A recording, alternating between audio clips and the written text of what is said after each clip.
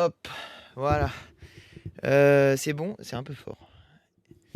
Bon, désolé du coup, parce que on pensait pouvoir avoir peut-être Pierre-Yves Cadalin qui passait.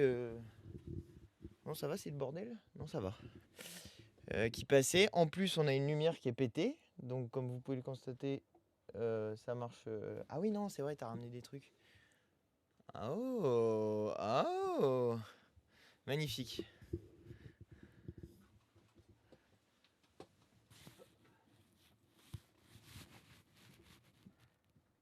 Ça va, c'était bien?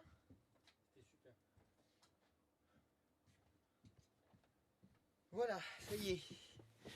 On est en place. Et en plus, je vais rester longtemps ce soir parce que vu que je reste à l'Assemblée ce soir pour le budget, ouh là, c'est trop. C'est trop? Ça va? Non, ça va. C'est pas mal. J'adore ces trucs. On a des petites lampes qui bougent comme ça. C'est pas mal là. J'ai bonne mine, mais c'est grâce à la lumière. C'est la lumière qui fait tout. Oh là là, Burk. Oh. Attendez, parce que moi j'ai Marion Maréchal qui s'affiche sur mon écran, c'est pas beau. Ça me fait peur. Bon, désolé. Ah non, là ça fait peur aussi. Attends, je peux faire comme ça carrément. C'est Halloween. Bon, c'était un peu speed. C'était un peu speed. Est-ce qu'il y en a qui étaient là pendant que je faisais l'émission ou pas?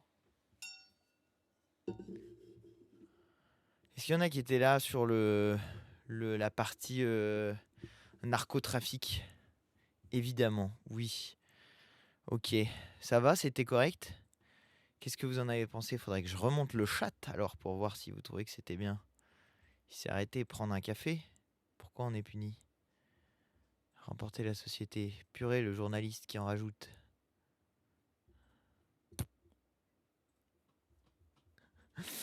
Je parte pas BFM. Bon, c'est pas grave, on va la mettre on va mettre ça sur YouTube. Alex est en train de le faire. C'est en ligne, c'est en ligne. On a parlé narcotrafic et malheureusement, oui, c'est vrai, ils n'avaient pas besoin de moi. Ils étaient déjà anti-répressifs. En fait, en réalité, je pense que beaucoup de gens se rendent compte il y a une inefficacité totale de la politique qui est menée depuis maintenant plusieurs années. Et que comme ils s'en rendent compte et que personne a envie que ça soit que notre société sombre dans ce qu'on est en train de voir aujourd'hui, c'est-à-dire des narcotrafiquants qui tuent des gens de manière de plus en plus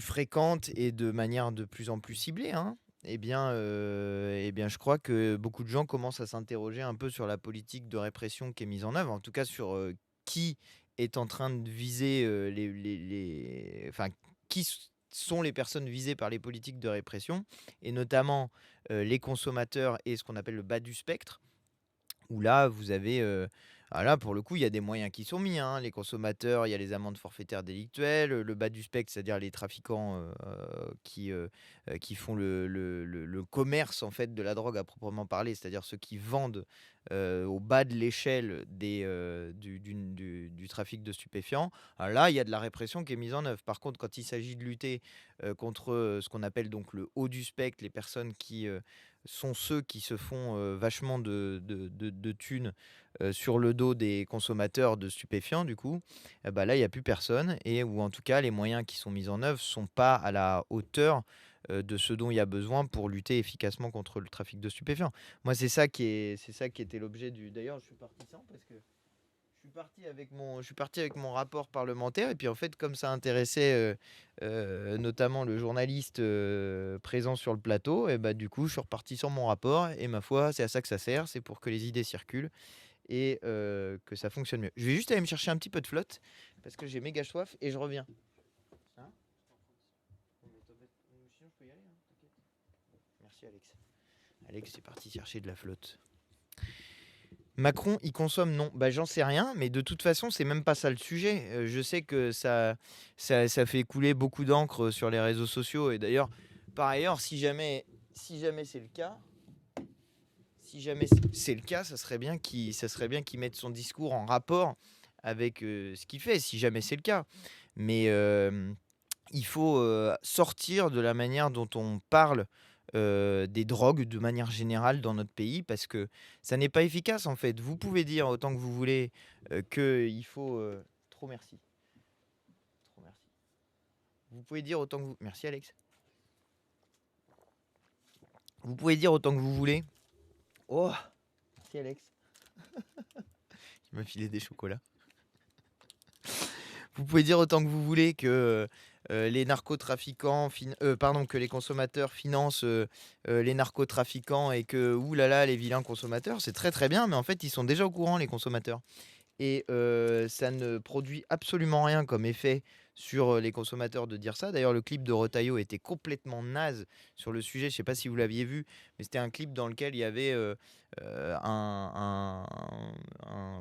comment décrire ça, mais une ligne de cocaïne infinie qui était allumée par un briquet à un bout, ou une allumette, je me souviens plus. Et puis au fur et à mesure, ça brûlait des voitures, ça brûlait la ville. Puis à la fin de la fin de la fin, ça brûlait un doudou pour dire bah, les consommateurs, in fine, tuent des enfants. C'était ça un peu l'idée du clip. Sauf que ça, c'est totalement inefficace. Les addictologues disent d'ailleurs que la culpabilisation des consommateurs tend plutôt à augmenter la consommation, donc c'est vraiment totalement inefficace. Et à l'inverse de ça, eh bien, des modèles, je vois qu'il y a quelqu'un qui parle du modèle portugais. Il y a des modèles. Ah ouais, ouais, arrêtez là. Non. Le modèle portugais. Ah, peut-être plus de batterie. Le modèle portugais. C'est pas grave. Oh, Jean-Luc. C'est ma photo avec Jean-Luc. Elle est belle, non?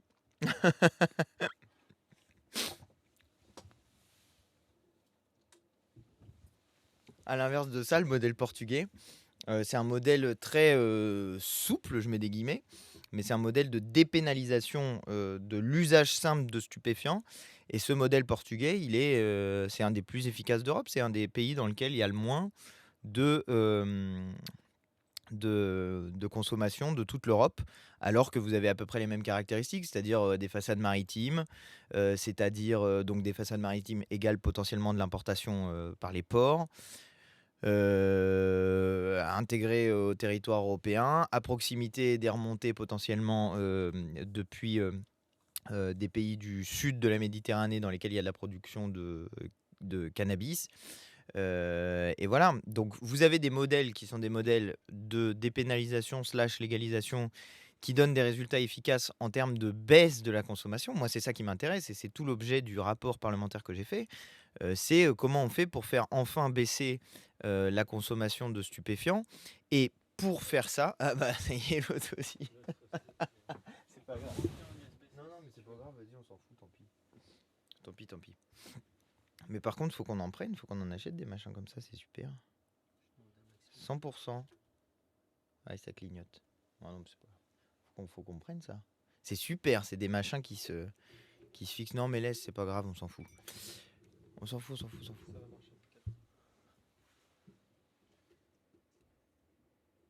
C'est hyper impressionnant. Plus par là. Ah, j'adore. Oh, génial ce truc. Je suis fan de ce machin.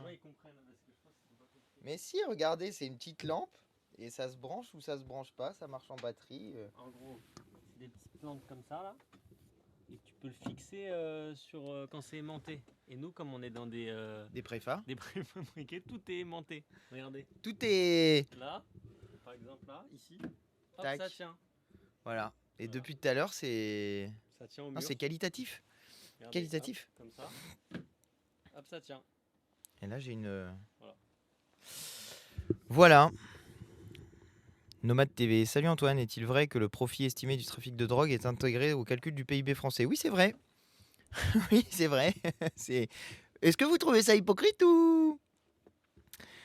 Solution, faire ici comme en Amérique du Nord. Tu rends légal le cannabis et tu taxes au même point que la cigarette et grosse peine pour les revendeurs. Oui. Enfin, oui et non. C'est-à-dire... En fait, il y a une difficulté. Allez, on va entrer. Si vous voulez, on entre dans le détail de la technique, mais il y a une difficulté.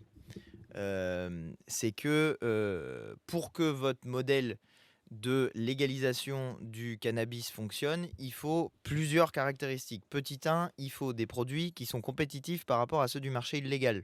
Parce que si vous voulez briser le marché illégal, il faut que vous soyez à des prix qui ne sont pas prohibitifs par rapport au marché illégal. Sinon, il se produit ce qui se produit par exemple pour le tabac. C'est que le tabac, vous avez un développement à l'heure actuelle, compte tenu du prix du tabac, du marché illégal. Et c'est pas ça qu'on cherche. Justement, on cherche l'inverse. On cherche à faire en sorte qu'il n'y ait pas de développement du marché illégal et on cherche à tuer le marché illégal par la légalisation. Donc, il faut des prix qui sont compétitifs par rapport au marché illégal. 2, il faut du commerce de proximité. Ça peut paraître complètement dingue, mais en même temps, c'est logique quand vous y réfléchissez 5 minutes. Si vous mettez par exemple un commerce de cannabis par département, vous pouvez être à peu près sûr que ça va pas fonctionner partout. Parce que si jamais vous avez l'habitude d'aller acheter un point de deal qui est proche de chez vous, voilà. Il y a Pierre-Yves qui est arrivé pour parler de la PPL sur les, comment ça s'appelle, les parkings gratuits. Mais oui. Désolé, on avait prévu ça. Et Bonjour tout le monde. Voilà. Alors, vas-y, raconte. Ouais. Alors, on a préparé une proposition de loi depuis quelques mois déjà avec Raphaël Arnaud et Sandrine Nosbé sur les parkings des hôpitaux publics parce que ces dernières années, ils sont devenus payants. En fait, pour 3/4 des gros hôpitaux, les CHU, ils sont devenus payants et ça scandalise beaucoup de monde parce que tu vois, tu vas avoir un proche qui est très malade, toi-même tu es malade, bon, parfois tu as le droit de te faire rembourser, mais il y a plein de gens qui ne le font pas parce que ils sont épuisés en étant malades et puis ça choque en fait l'humanité commune. C'est vraiment cette histoire de parking payant des hôpitaux publics, c'est le symbole d'une société marchande qui va pas du tout. C'est le symbole de l'argent partout, la marchandisation partout, alors que je pense qu'il faut rappeler un principe simple, c'est que la sécurité sociale, elle fonctionne avec toutes nos cotisations, c'est-à-dire on cotise tous, toutes et tous, et puis c'est comme ça qu'on finance notre système de santé. Et c'est ça qui suscite un peu la colère de plein de monde, hein. D'ailleurs, c'est la proposition de loi dans notre niche. On a fait tourner un petit sondage. Ouais. C'est la proposition de loi qui recueille le plus. 94%, ouais. C'est pas mal, de gens qui sont pour. Et Ouais. il y a des gens qui disent bonjour, on est d'accord que cet argent ne revient même pas à l'hôpital, ça dépend des cas, c'est ça? Ça dépend des cas, il y a plusieurs. Mais alors, aujourd'hui, on peut dire assez certainement que cet argent ne revient pas à l'hôpital. Parce que, en fait, les contrats, on n'a pas eu accès aux contrats de concession. C'est des contrats qui sont délégués à des grosses boîtes comme Q-Park, Indigo, Vinci Parking. Et évidemment, elles en tirent une marge, hein. Et ça va rémunérer les actionnaire. C'est quand même la différence avec une gestion publique. Mais il y a eu des investissements pour construire des parkings, etc. Donc, en fait, dans bien des cas, aujourd'hui, ils n'ont rien touché, les hôpitaux. Ah ouais. Ouais. Donc, nous, ce qu'on prévoit, c'est de les rendre gratuits, mais de dédommager les hôpitaux et même en fait les concessionnaires de la part de l'investissement, c'est-à-dire de la construction des bâtiments qui n'a pas encore été remboursée. Et cette proposition, elle a été adoptée ce matin en commission des affaires sociales, donc on a bon espoir qu'elle puisse l'être la semaine prochaine en séance. C'était quoi les rapports de force du coup en commission? Eh ben, il n'y a que les macronistes qui ont voté contre. Donc Modem, les LR machin. aussi ont voté pour? Non, contre aussi. Bon, je les mets dedans. Ok. Ouais. On se dit très bien, mais Donc, c'est la droite, quoi. Ouais, c'est ça. Donc, Ouais. les forces de gauche, donc PS, Verts, communistes, nous, on a voté pour. Ouais. Le RN. Ouais. L'UDR, ils ont fait L'UDR quoi? pour aussi. Pour aussi notre proposition. Ouais. Les LR contre. Contre. Et tous les macronistes, contre les trois aussi. groupes contre. Ouais. Mais alors, le PS, c'est un peu plus compliqué de ça, comme souvent. C'est Mais qu'ils étaient deux, il y en a une qui a que- voté pour et un autre qui s'est abstenu. D'accord. Ouais. Oui, Et donc, en ils fait, hésitent entre l'abstention et le il y a pour. une, mais bon. c'est une majorité relative parce que toute la gauche plus RN et UDR, si ça fait la majo, si ça fait la majo. Si, ouais, parce que ça fait 192 plus. Si, parce que si tu as une abstention, même si tu as une abstention du PS, à ce moment-là, tu as la majorité relative.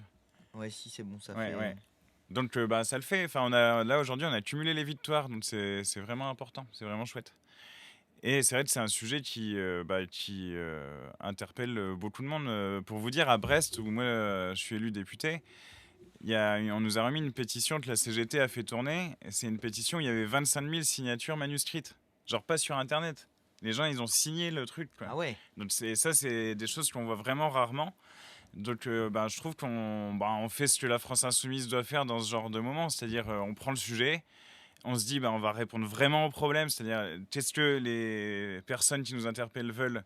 Ils veulent que les parkings soient gratuits, et donc on fait vraiment le boulot. Pour vous dire, le Rassemblement National, ils ont fait une proposition il y a un an là-dessus, il y a un mois plutôt, et il y a un mois, eux, ils mettaient pas fin au contrat aide les concessionnaires. Et donc, s'ils mettent pas fin au contrat aide les concessionnaires, en fait, Ah oui, oui. c'est pas gratuit. Parce qu'à Brest, par exemple, le contrat dure sur 30 ans.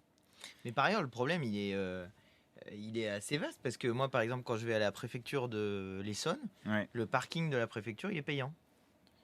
Bah ouais. C'est un truc de Il dingue. y a plein de T'es parkings censé, payants pour les services publics. pour des services publics, Ouais. tu vas à la préfecture. En plus, c'est la préfecture de l'Essonne. Il y a beaucoup de personnes qui y vont, notamment pour des cas de renouvellement de titre de séjour, de papier. C'est des gens qui sont souvent dans des situations de précarité. Ouais. En plus de ça, tu dois payer le parking en arrivant. Enfin, franchement, c'est assez hallucinant, quoi. Bah ouais, et puis ils te disent toujours, ça c'est un truc, je le dis là, à tout le monde qui nous écoute, la droite, ils disent toujours le même truc, c'est ah, mais à la fin, qui va payer? D'ailleurs, vous voyez ça, si vous regardez les réseaux sociaux, il y a de ça de partout. Ah bah oui, qui Qui c'est paye, qui va la payer gauche, encore, Ah, les la dépenses. gauche. Mais là, par exemple, il y a bien quelqu'un qui paye le parking. En l'occurrence, Ce sont les usagers, Bah oui, c'est les ça. gens qui y vont. Et donc nous, ce qu'on dit, c'est que non, c'est à la solidarité nationale de s'en charger. C'est pas le moment où on tombe malade ou le moment où il y a quelqu'un à qui on tient beaucoup qui tombe malade. C'est pas ce moment-là qu'on se dit ah bah tiens ouais, là j'ai envie de contribuer pour le parking. Bah non, du coup il faut que ça soit pris en charge par la solidarité nationale, quoi. Ah ouais. Alors, il y a Smell 350 qui a trop regardé Milei Aïe aïe et aïe. qui dit qu'il faut ramener la dépense publique à 35% du PIB. On ne sait pas pourquoi 35%. Ouais. Où j'ai vu passer des trucs c'est important de lutter contre la dette publique. Bah, en soi, j'ai vu qu'il y avait des gens qui disaient non, on s'en fout de la dette. C'est pas faux qu'on s'en fout de la dette en réalité. Enfin, je veux dire, on s'en fout si jamais on fait vraiment de l'économie et qu'on admet que l'économie, c'est d'abord de l'économie politique et qu'en l'occurrence, la dette d'un État n'est pas la même chose que la dette d'un ménage et que l'État a quand même une spécificité, c'est que a priori, il meurt pas. Ce qui fait quand même une grosse différence avec les êtres humains. L'État a une autre spécificité qui est vraiment fantastique, c'est qu'il peut choisir de ses recettes. Donc déjà, comparer la dette par rapport au PIB, c'est assez bizarre parce que c'est vous comparer par rapport à la production annuelle d'un pays. Mais à la limite, pourquoi pas? On pourrait dire que, allez, puisqu'on a 120% de dette, allez, on prend 100% une année, 20% l'année d'après, et puis après c'est réglé. Mais ça serait complètement crétin. Mais c'est un peu ce que veulent faire les macronistes en réalité, hein. Ouais, si tu pousses on est la un logique peu dans- jusqu'au bout, c'est on la est un peu cata. dans cette logique-là. Donc ça, c'est la situation actuelle. Mais surtout, c'est un peu bête de baser une dette qui roule, en l'occurrence, sur 8 ans à peu près, puisque c'est des titres de dette en moyenne qui sont détenus sur une durée de 8 ans. C'est un peu stupide de comparer la durée de nos titres de dette par rapport à la production annuelle de l'État. En réalité, ce qu'il faudrait faire pour être parfaitement correct, c'est comparer la durée des titres de dette par rapport à l'argent qui rentre effectivement dans les caisses de l'État. Là, ça commencerait à avoir un petit peu de l'intérêt et ça commencerait à être un petit peu logique. Et si vous faites ça, vous vous rendez compte d'un seul coup que si vous comparez par rapport à l'argent qui rentre à l'intérieur des caisses de l'État, du coup, la partie l'État peut lever l'impôt et décider de la part de recettes qui entre devient très intéressante d'un seul coup. Puisque en appuyant sur un petit bouton, on peut déclencher 26 milliards d'euros de recettes sur les multinationales qui ne paient pas leurs impôts en France. Puisque, enfin bon, je vous passe sur les solutions qu'on a proposées, mais la taxe Zuckman, par exemple, c'est 15 milliards d'euros de recettes si jamais elle était appliquée. En fait, de l'argent, il y en a. Et moi, à un moment donné, j'aimerais bien pousser la réflexion plus loin. C'est que on nous dit oui, nanana, oh là là, vous en prenez aux riches, les pauvres riches, là, quand même, qui ont réussi, parce que vous comprenez, c'est des gens brillants et magnifiques et tout ça. Et donc, on veut s'en prendre aux riches. Oui, pardon, mais enfin bon, quand les riches, ils commencent à avoir des fortunes qui sont similaires à celles des États, de certains États, quand les riches peuvent finalement prendre en charge des tâches qui sont normalement des tâches potentiellement de service public, mais les riches peuvent détenir des médias. Maintenant, certains prétendent littéralement payer une organisation politique, comme le fait ce terrain avec Périclès. Si vous avez envie que les riches prennent le pouvoir parce qu'ils ont plus de fric, continuons comme ça, mais moi, j'ai pas envie. Non, mais c'est ça. Là, pour réagir à ce que tu viens de dire, c'est ça le truc décisif, c'est qui décide de comment, dans la société, finalement, on répond à des besoins et comment on alloue les ressources. Et si on dit on va baisser la dépense publique, là, comme effectivement on le lisait, si on dit allez hop, pourquoi pas 0% à la fin, hein, d'ailleurs. D'ailleurs, les C'est vrai. pires Sinon, des ils vont ultralibéraux, s'en ils aller, disent, non? ils veulent une chose, c'est il reste que l'armée, la police et la justice. Et puis pour le reste, débrouillez-vous, Surtout l'éducation, la santé, etc. la Et police ça, c'est un vrai problème. pour réprimer les contestations. Et ben exactement, pour réprimer les contestations du fait que l'État social recule aussi. Et dans ça, il faut y tenir. C'est que ça sert à rien de dire ah oui, il faudrait moins de dépenses publiques, etc. Les dépenses publiques, si on les baisse, ça ne veut pas dire que les besoins qu'il y a en face, ils disparaissent.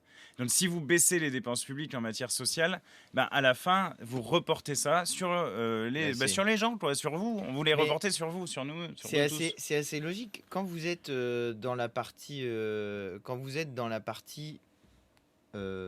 basse inférieure de l'échelle des revenus, le revenu médian, je crois de tête, ça doit être 2200 euros dans notre pays. C'est-à-dire que, on peut vérifier le chiffre, je veux bien si quelqu'un fait la recherche sur Google rapidement ou sur un autre moteur de recherche indépendant et C'est tout dans ça. ces eaux-là. Mais je Un crois peu qu'on moins, est sur peut-être. 2200 euros pour le salaire médian. Si vous faites, si vous vous dites que Médian, c'est la chacun. moitié gagne Médian, moins, ça veut dire, voilà, la c'est ça. moitié gagne plus. 50% gagnent moins de 2200. 2183, tu vois, j'étais pas loin quand Ah, même. joli. La Moi non moitié. plus, j'ai dit un peu moins. T'as dit un peu moins. Ouais. Un peu moins, vraiment, on était dans les bons étiages. Donc ça veut dire qu'il y a la moitié de la population qui gagne moins de 2183 euros par mois et l'autre moitié qui gagne plus de 2183. Mais attention, c'est une courbe qui n'est pas une courbe linéaire, c'est-à-dire que quand vous arrivez dans certains niveaux de revenus, et notamment quand vous dépassez par exemple les 4000 euros par mois, vous entrez dans la tranche des 10% les plus riches. Et c'est la raison pour laquelle nous, notre programme avec notre programme L'Avenir en commun, il propose qu'on impose davantage les plus riches, la tranche des plus riches, mais beaucoup plus la tranche des ultra riches, c'est-à-dire ceux qui sont dans les 0,1% les plus riches. Et si vous vous dites qu'on arrête la redistribution et que vous êtes dans les tranches qui sont les tranches les plus en dessous, et quand je dis les plus en dessous, je parle bien des 90% les plus pauvres, vous allez vous faire avoir à un moment donné. Parce que, je ne sais pas si vous avez déjà entendu cet argument des macronistes, ils disent, je crois que c'est comment ils disent, c'est les millionnaires ou les milliardaires, ils payent 70% de l'ensemble de l'impôt sur le revenu. Je crois que c'est les 1% les plus riches payent 70%. Enfin, je me souviens plus, mais ils utilisent un argument comme ça. Les 10%. Voilà, les Ouais. 10% les plus riches payent 70% de l'impôt sur le revenu. Bah donc, posez-vous la question dans l'autre sens, d'accord, on taxe les 10% d'une manière différente des plus riches. Bah vous allez avoir 70% des recettes en moins. Je sais pas si vous avez envie de ça, mais forcément, vous allez vous faire avoir à un moment donné. Oui. Et puis, ils poussent devant. Parce que dans les 10%, tu as des gens qui gagnent très bien leur vie. Mais tu as un écart énorme entre celui qui est au point 91% et celui qui est au point 99,9%. Donc, en fait, entre un 4 sup qui gagne, moi, j'en sais rien, 4-5 000 euros, ce qui est un énorme salaire hein, dans la société actuelle. Mais, je sais pas, quelqu'un qui a un énorme patrimoine, les inégalités sont beaucoup plus grandes qu'entre le type qui gagne 4-5 000 et quelqu'un qui est au SMIC. Donc ils essayent toujours de dire, c'est le vieux truc contre la gauche, c'est ils vont vous piquer votre télé. Ils disaient ça quand Mitterrand allait gagner. Ils disaient, mais votre téléviseur, attention, il faut voter Giscard. Mais en fait, ils nous refont tout le temps la même chose. Et rappelez-vous, aux dernières législatives, c'était pareil. Ils étaient toujours sur le même truc. Tu avais l'impression qu'ils allaient rejouer le truc comme si l'Union soviétique existait encore et qu'ils allaient débarquer. Quoi. Bien sûr. Comment on fait pour avoir un complément d'enquête Élise Lucet sur l'Arcom? On aimerait bien savoir pourquoi ils foutent rien. Je sais pas, écrivez à Élise Lucet à complément d'enquête. Moi, je suis pas rédacteur en chef de complément d'enquête. Sinon, j'ai 2-3 sujets à lui proposer. L'impôt sur le revenu n'existait pas. Les riches devaient casquer. Quand ça? C'est quoi cette histoire? Vous savez que l'impôt sur le revenu, c'est un truc qui a été mis en place pendant la Première Guerre mondiale en disant que les riches devaient participer à l'effort de guerre. C'est vraiment, littéralement, ça a été mis. Et par ailleurs, c'est un principe le principe de l'impôt sur le revenu a été inventé dès 1789 et la Déclaration des droits de l'homme, pardon, l'impôt sur le revenu progressif, puisque la déclaration dit à son article quelque chose comme 13 ou 14 que chacun doit contribuer selon ses moyens, en gros. Il y a En quelqu'un raison qui de ses demande depuis facultés. extrêmement longtemps Oui. et à de Est-ce nombreuses que je serai reprises à si tu es à Aubervilliers Aubervilliers. dimanche? Ouais, J'avais pas envie de répondre parce que je trouvais ça harcelant. Voilà. c'est vrai. Évidemment, vous voulez que je sois où? Je vais faire quoi? Je vais être. T'abuses. Je vais faire quoi? Harcelant, c'est un peu fort. Bah non, mais regarde-moi ça, Mais t'as oui, 12, mais parce 12 qu'on 000 n'a fois pas la répondu. question. Bah oui, Bah oui, on n'a pas répondu, mais on a le droit de pas répondre à certaines C'est questions. vrai, ça. Voilà, en plus c'est assumé. Ah ouais, hein. en plus c'est assumé. C'est assumé. Ouais, ouais. Scandale Nix 75. La dernière idée des Macronards, c'est taxer les douches et les lavabos. plutôt Ah que la attends, télé, et puis évidemment. la Suisse, les Pays-Bas, machin, qui s'en sortent très bien. Quel pays qui s'en sort très Bah bien? pourquoi ils s'en sortent très bien? Tu vois, ça c'est. N'importe quoi. Il n'y a pas ça en Suisse, aux Pays-Bas, Australie, Ouais, bref, tous les pays qui s'en sortent très bien. Tu vois, moi justement, ça me permet, tu vois, quand on parle de la Vas-y, dette. Tu vois, la dette, là, on dit les Pays-Bas, Danemark, etc. À un moment donné, quand il y avait la crise économique en Europe, on disait c'est les pays frugaux, ceux qui dépensent pas trop, etc. Ils sont économes. Mais si vous faites la somme de la dette publique et de la dette privée, c'est-à-dire de l'endettement des gens, elle est beaucoup plus importante dans ces pays-là Bien sûr. qu'en France. Donc, faut pas, En fait, faut pas raconter Si n'importe vous, quoi. si vous faites reporter. Coucou. Moi, je Le trouve. gars qui fait coucou. Coucou. Ouais. On dirait, tu sais, Juvin. T'étais là quand Juvin il a dit elle m'a fait coucou. Ah, c'est non. T'étais pas là? C'était incroyable. Non, c'était pas Juvin, c'était un autre rapporteur. Mais je vous donne un exemple qui est l'exemple que moi je trouve le plus efficace. La sécurité sociale, pour 100 € que vous mettez dans la sécurité sociale, il y a 97 € qui sont utilisés pour la santé et 3 € qui sont utilisés pour les tâches administratives, en gros. Ok ? Quand vous êtes dans le système des mutuelles, vous avez 92 € qui sont utilisés pour la santé et 8 € qui sont utilisés pour les tâches administratives dans le système mutualiste. Et quand vous entrez dans le système privé des assurantiels privés, type AXA, sur les 100 € que vous mettez dans votre assurance privée, vous avez 20 € qui sont utilisés pour la partie administrative, la partie publicité, concurrence, etc. Et oui, voilà, la leçon du docteur Zoé a été révisée. Et le versement de bénéfices, de dividendes, de profits des actionnaires. Et d'une manière générale, contrairement à ce qui est affirmé par certains libéraux et désormais ultra-libéraux qui sont complètement, complètement à la solde des milliardaires, eh bien, oh là là, merde, on est un danger pour la France et la République apparemment, Pierre-Yves. Mais le message s'est pas affiché. On a entendu Attends, ça. on va l'afficher. Regarde, hop là, autorisé. Oh là là, un danger pour la France et la Aïe, République. aïe, aïe. Attention. Oh là là, moi je suis un danger pour la France et la République. Putain, je parle que de ça, de la République et de la France. D'ailleurs, peut-être. Bah ouais, d'ailleurs ça me permet peut-être de dire un mot sur notre question au gouvernement sur l'annulation du colloque. Là. Il Vas-y, y avait vas-y. un colloque sur la Palestine au Collège de France avec des chercheurs internationaux qui venaient de partout, etc. Et le gouvernement a fait pression pour l'interdire. C'est un truc qu'on n'avait pas vu dans ce pays depuis le Second Empire, justement depuis Napoléon III, où il y avait des cours qui avaient été interdits de Jules Michelet et d'Ernest Renan. Et donc ça fait hyper longtemps, donc c'est anti-républicain. Je veux dire, là, on a sous les yeux des gens qui menacent la République. Donc dire qu'on est un danger pour la République, franchement, ça c'est un peu la fable des gens du printemps républicain qui sont complètement allumés, Ah ouais, c'est mes qui préférés. ont franchement, c'est tout un tas d'éditorialistes. Vous voyez par exemple Caroline Fourest, Raphaël Enthoven, Bah, etc. les auteurs de ça là, De quoi donc? de ce truc de merde. C'est quoi? Ça là. Ah, c'est eux. Ouais. Ah ouais, non, Voilà, c'est regarde vraiment ça, horrible, regarde ça. les débiles Ouais, là. ouais, Alors ouais. ça c'est les gens. Alors c'est marrant parce que donc eux ils ont fait un sondage exclusif. C'était de ça dont je voulais vous parler ce soir à la base, mais je vous ferai peut-être une émission spéciale sur ce sondage là. Je sais pas si vous l'avez vu, il y a un sondage sur attention, inquiétude, les musulmans sont en train d'être islamistes et tout ça. Et c'est génial parce que bonjour le centre gauche moderne. C'est bon. Salut les gauchistes. C'est quoi toi, Satrape Mandragora? Toi t'es quoi? T'es quoi comme plus à gauche, Révolutionnaire. toi? C'est parce que j'ai mis une cravate, c'est Nous ça? aussi, Regarde, on est Pierre-Yves, il a pas révolutionnaire. mis de Pas de cravate. cravate. Par contre, t'as mis un costume, dis Ouais, donc. t'as vu? Ouais. J'étais Non, rapporteur tu sur la loi des Tu parkings. t'es tu vois, droitisé, il s'est droitisé. Et Pierre-Yves, il s'est droitisé. Attends, c'est quelque chose. Moi, si ça se trouve, je suis plus à gauche que vous. Oh, je sais pas, vas-y, dis, voir, t'es quoi, toi? Comme camp politique. Donc, ce machin pourri, là, alors déjà, ils font que des trucs sur l'islam, tout ça, les dangers. Et quand je regarde dedans, je vois Nora Bussini. Vous savez, Nora Bussini, c'est celle dont Libération a fait un portrait. et qui passe son temps à faire des prises de parole contre la France insoumise, voilà. Sur Et la donc base de eux, rumeurs. sur la base de Mm. rien. Et donc eux, là, ils ont commandé un sondage à l'IFOP, qui est décidément devenu un agent de propagande de l'extrême droite assez avancé. Si Monsieur Dabi nous écoute, je sais que... Ensuite, il m'envoie des SMS en me traitant de je sais pas quoi, de tous les noms. On a une réponse anarchiste individualiste à tendance communaliste. Anarchiste. Attends, qu'est-ce qu'il a dit? Pourquoi pas? Tu vois, il y a pas mal de Anarchiste, libertaires à Brest aussi. individualiste, à Des gens avec tendance qui je m'entends communaliste. bien. Alors, tendance communaliste, moi aussi. Oui. Anarchiste, en soi, dans un monde Pourquoi pas. idéal, Individualiste, je dirais why pas not. trop, Individualiste, non. je comprends pas trop Non, ça. non. C'est pas de gauche, individualiste, mon Mm. gars. Anarchiste, why not, mais Mais individualiste. c'est intéressant. Déjà, l'anarchie, si t'es individualiste, c'est la loi du plus fort.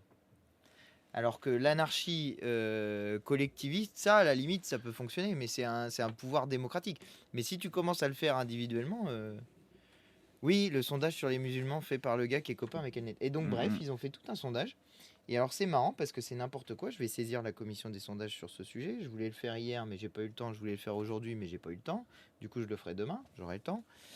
Mais c'est c'est vraiment nul. Et les journalistes, les médias type BFM TV et compagnie, alors là, ils étaient trop heureux. Ils avaient un sondage pour dire que les musulmans sont des intégrés. Imaginez un peu si on avait fait un sondage auprès des personnes de confession juive, par exemple, pour demander s'ils étaient d'accord avec le gouvernement de Netanyahou. Vous trouveriez pas ça choquant?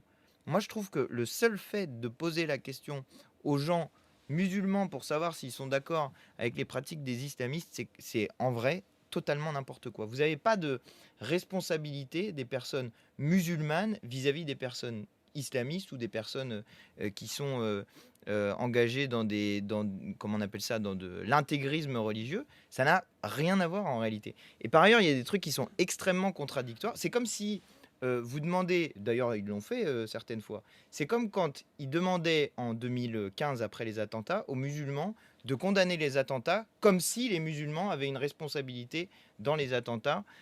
Tout ça est odieux et met en place une ambiance qui est une ambiance absolument dramatique. Bonjour monsieur Léaumont, pouvez-vous vous pencher sur l'histoire d'Abdenour SVP? Abdenour est un jeune homme trisomique dont un grand hôpital de Paris veut lui arrêter ses soins. Ok.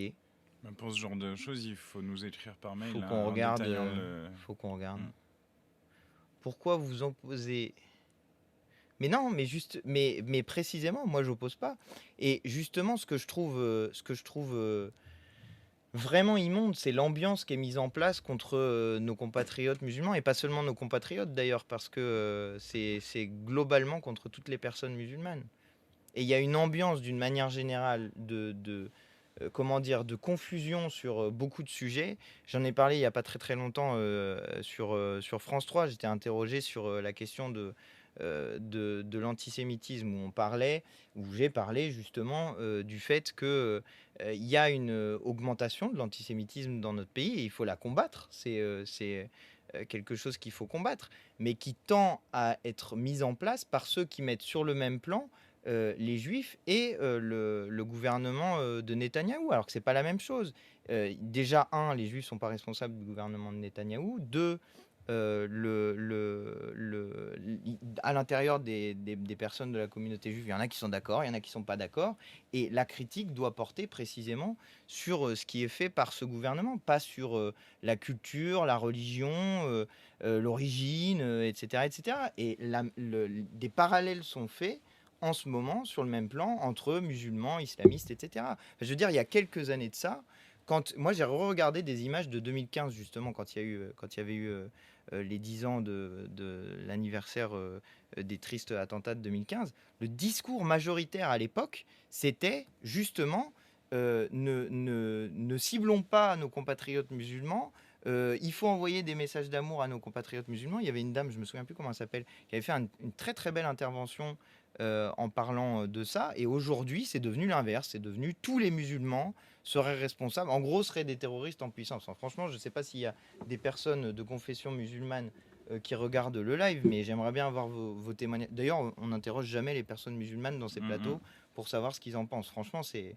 Ouais, il est clair que désormais, dans la bouche islamiste veut dire musulman. C'est exactement ça.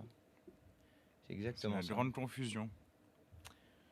Ce serait quoi votre politique pour éviter un nouveau 13 novembre? Eh bien, le renseignement, c'est comme ça que ça fonctionne. Parce que vous avez des personnes, effectivement, ça existe des personnes qui sont radicalisées, qui font des projets d'attentat, mais par ailleurs, vous en avez d'idéologies différentes. Certains vont se revendiquer d'une idéologie islamiste, d'autres vont se revendiquer d'une idéologie d'extrême droite. Des attentats d'extrême droite, il y en a dans notre pays. Et d'ailleurs, les services de renseignement disent que les deux principaux risques terroristes qui pèsent dans notre pays, c'est d'un côté le terrorisme qui se revendique d'idéologie islamiste et de l'autre d'idéologie d'extrême droite. Eh bien, vous luttez avec des moyens de renseignement et c'est justement comme ça qu'on essaye de démanteler des réseaux. Et je signale au passage qu'il y a quand même eu une assez grande efficacité de nos services de renseignement et de police judiciaire sur le sujet, puisque dans les années qui ont précédé, il y a quand même plusieurs attentats qui ont été déjoués. Donc c'est comme ça que ça fonctionne. Pardon, c'est mes sujets commission des Non, mais lois. t'as raison. C'est mes sujets commission des lois. Salut Antoine. J'aime beaucoup ton discours sur la légalisation, mais est-ce que vous avez pris en compte la hausse de d'autres types de criminalité, genre les extorsions de restaurants ont explosé à Montréal depuis la légalisation. Les extorsions de restaurants, c'est-à-dire que la mafia s'est reportée sur d'autres types de criminalité, c'est ça? Juste pour savoir, pour avoir des précisions. Parce que c'est pas des angles qui sont souvent abordés dans la question de la légalisation. Bonsoir, on aimerait que la France soit à peu près juste car c'est devenu n'importe quoi. C'est vrai. Mais du coup, il faut s'engager. Hein. Enfin, j'imagine que si vous écoutez, c'est que vous êtes intéressé, mais Ça dépend. c'est par le Il y a des gens collectif qui sont aussi. pas d'accord avec. Et il y a des gens qui sont. Ah non, on va pas. Il y a Tu des vas- gens qui sont de droite ou d'extrême droite. Ça arrive assez fréquemment, moi, sur mes lives. Ah oui. Mais là, comme j'ai. Mais tu vois, même la droite un je crois peu qu'il y a normale, il n'y en a plus beaucoup. Hein. La droite c'est vrai. tranquille, républicaine, machin. C'est vrai. Mais même ceux-là, bah, c'est important quoi, de participer à la vie commune parce qu'on peut Bien sûr. échanger ensuite, débattre, avoir des points de vue différents, mais qui se confrontent un peu rationnellement. Parce que là, c'est le délire ici. Hein. Je veux dire, les arguments et puis le racisme qui se déploie du RN Alors, ensuite jusqu'au je vais reste. répondre à Québec Libre. Ouais. Donc, la police sauve des vies. Je pensais que vous disiez que la police tue. Bah, en fait, l'un n'empêche pas l'autre. C'est-à-dire que dans certains cas, oui, la police sauve des vies et heureusement, plus de cas que dans les cas où elle en enlève. Moi, mon problème, c'est quand elle en enlève. C'est pas mon problème quand elle en sauve. Bien au contraire, évidemment, je vais pas vous dire le contraire. Et puis par ailleurs, il faut bien entendre ce que nous disons avec la France Insoumise. Nous disons que c'est un problème que les forces de police, parfois, quand même, nous, ça arrive assez fréquemment en France. Hein, on est à peu près une dizaine, un peu plus d'une dizaine de cas par an. C'est un problème quand même que des personnes se fassent tuer. Et puis en plus, c'est souvent les mêmes profils de personnes qui se font tuer. Étrangement, c'est pas les personnes qui ont notre couleur de peau avec Pierre-Yves qui se font tuer. Donc, il y a un problème qui est posé. Quand il y a des questions de violence policière, quand il y a des questions de propos racistes qui sont tenus, c'est un problème. Vous n'avez peut-être pas tout à fait la même police au Québec, j'en sais rien, je sais pas quels sont les cas que vous avez avec la police. Par contre, dans plein de cas, oui, bien sûr, la police sauve des vies, heureusement. C'est plus son rôle que d'en enlever. Et tu vois, là, quelqu'un mettait, le problème, c'est l'insécurité exacerbée par la gauche. Bon, Quelle j'imagine insécurité celui-là, est exacerbée par la là, gauche? j'imagine c'est quelqu'un qui n'est pas d'accord avec nous, mais à un moment donné, il faut quand même remettre les choses à l'endroit. Je veux dire, on n'a pas gouverné ce pays depuis une éternité. Oui, Je veux dire, la gauche de rupture qui espère changer la vie, elle n'a pas gouverné depuis très longtemps. Donc arrêtez de nous mettre des choses sur le dos, c'est invraisemblable. Ça n'a pas de sens de dire que la gauche aujourd'hui est un facteur de l'insécurité, car ceux qui s'occupent des politiques de l'intérieur et de la justice, c'est un peu les mêmes depuis un petit moment, quoi. La gauche et le wokisme. Et le wokisme, Attends, voilà. vas-y. Et tu sais, le Vas-y, wokisme, vas-y. j'ai appris un truc. Oui. Le wokisme, donc ça, c'est ce qu'on dit maintenant. Dans les années 20, années 30, c'était le bolchevisme culturel. Et c'était sur les mêmes questions. Les droits des femmes, les droits des homosexuels, C'est vrai. la lutte contre le racisme et tout. Et t'avais une panique totale de la droite qui, du coup, a couru derrière l'extrême droite. Hein, c'est ça En qui a disant permis que- la victoire des nazis, notamment. Et en disant, attention, c'est le bolchevisme culturel. Et maintenant, ils disent wokisme. On ne sait Mais de pas toute ce que façon, ça tous veut les mots dire. sont repris. Avant, c'était judéo-bolchevique en disant que les bolcheviks défendaient les juifs. Aujourd'hui, on est islamo-gauchiste en disant que la gauche défend les musulmans. En fait, nous, on essaye de se mettre du côté des personnes qui se font agresser par des systèmes de domination. Donc, Et on défend l'égalité, quoi. on essaye Voilà, de... enfin, Mais entre tout moi, le monde. j'aimerais bien savoir en quoi, là, j'aimerais bien... J'adore ça quand il y a quelqu'un qui est pas du tout de notre bord. C'est là que c'est le plus drôle. C'est intéressant. Vas-y, comment il s'appelle là? Comment tu t'appelles? Redis tes trucs. La gauche et le wokisme. Alors vas-y, en quoi la gauche et le wokisme exacerbent l'insécurité dans notre pays? Je suis curieux de savoir. C'est comme le mot nazi, il est repris sans vraiment de sens. C'est vrai, des fois, le mot nazi, il est un peu lâché comme ça. Sur Par les exemple, réseaux et tout, quoi. c'est vrai, tout à l'heure, il y avait Marion Maréchal Le Pen qui était diffusée sur ma chaîne Twitch. J'avoue, Sur quand ta je suis... chaîne. Sur ma chaîne. J'avoue, oui, parce qu'il y avait BFM qui était diffusé en continu Ah oui, sur ok, ma ok. chaîne, comme j'étais sur BFM. Ouais. Et quand je suis revenu, qu'est-ce que je vois? Il y avait Marion Maréchal. J'avoue, en revenant, pensant que le micro était éteint, j'ai dit ouais, qu'est-ce qu'on fait en train de diffuser des nazis. Et du coup, j'ai un peu exagéré parce que c'est très spécifique. Mais pour le coup, la qualifier de fasciste, j'aurais pas de problème. Ça oui, parce que les fascistes, ils ont un objectif politique qui est d'essayer de créer essayer de faire une unité entre les classes populaires et les classes dirigeantes, qui est une unité basée sur, alors ils peuvent inventer n'importe quoi, mais en l'occurrence, Sur les trucs. là, comment ils appellent ça, la pureté du sang, quoi. En gros, ils n'ont pas envie d'avoir des étrangers, pas envie d'avoir des immigrés. La République, globalement, ça commence un peu à les embêter. Ils veulent supprimer le droit du sol et eux, ils disent la nationalité, ça s'hérite ou ça se mérite. Mais on comprend que chez eux, c'est surtout que ça s'hérite. Et donc, ils essayent d'invisibiliser les rapports de classe et de solidariser les classes populaires avec les classes dirigeantes. Ça, c'est la logique de tous les fascistes dans tous les pays. Et c'est pour ça que la pente, elle est assez rapidement prise par un certain nombre de personnes qui, en gros, quand il s'agit de défendre les intérêts du patronat, petit à petit, ils glissent sur la pente. Et vous voyez comment, c'est des choses qui sont très bien décrites par de nombreux historiens, mais vous voyez comment, notamment Joanne Chapoutot, vous voyez comment une partie... et d'ailleurs, moi, c'était une question que je m'étais toujours posée, c'est comment ça se fait que des mecs de gauche, mais des guillemets, comment ça se fait que des mecs de gauche dans les années 30 finissaient finalement, enfin, qui avaient commencé à gauche, finissaient à être des soutiens de Pétain, ou même pire, pour nazis, certains, carrément, carrément pour le coup. nazis, quoi. Ouais.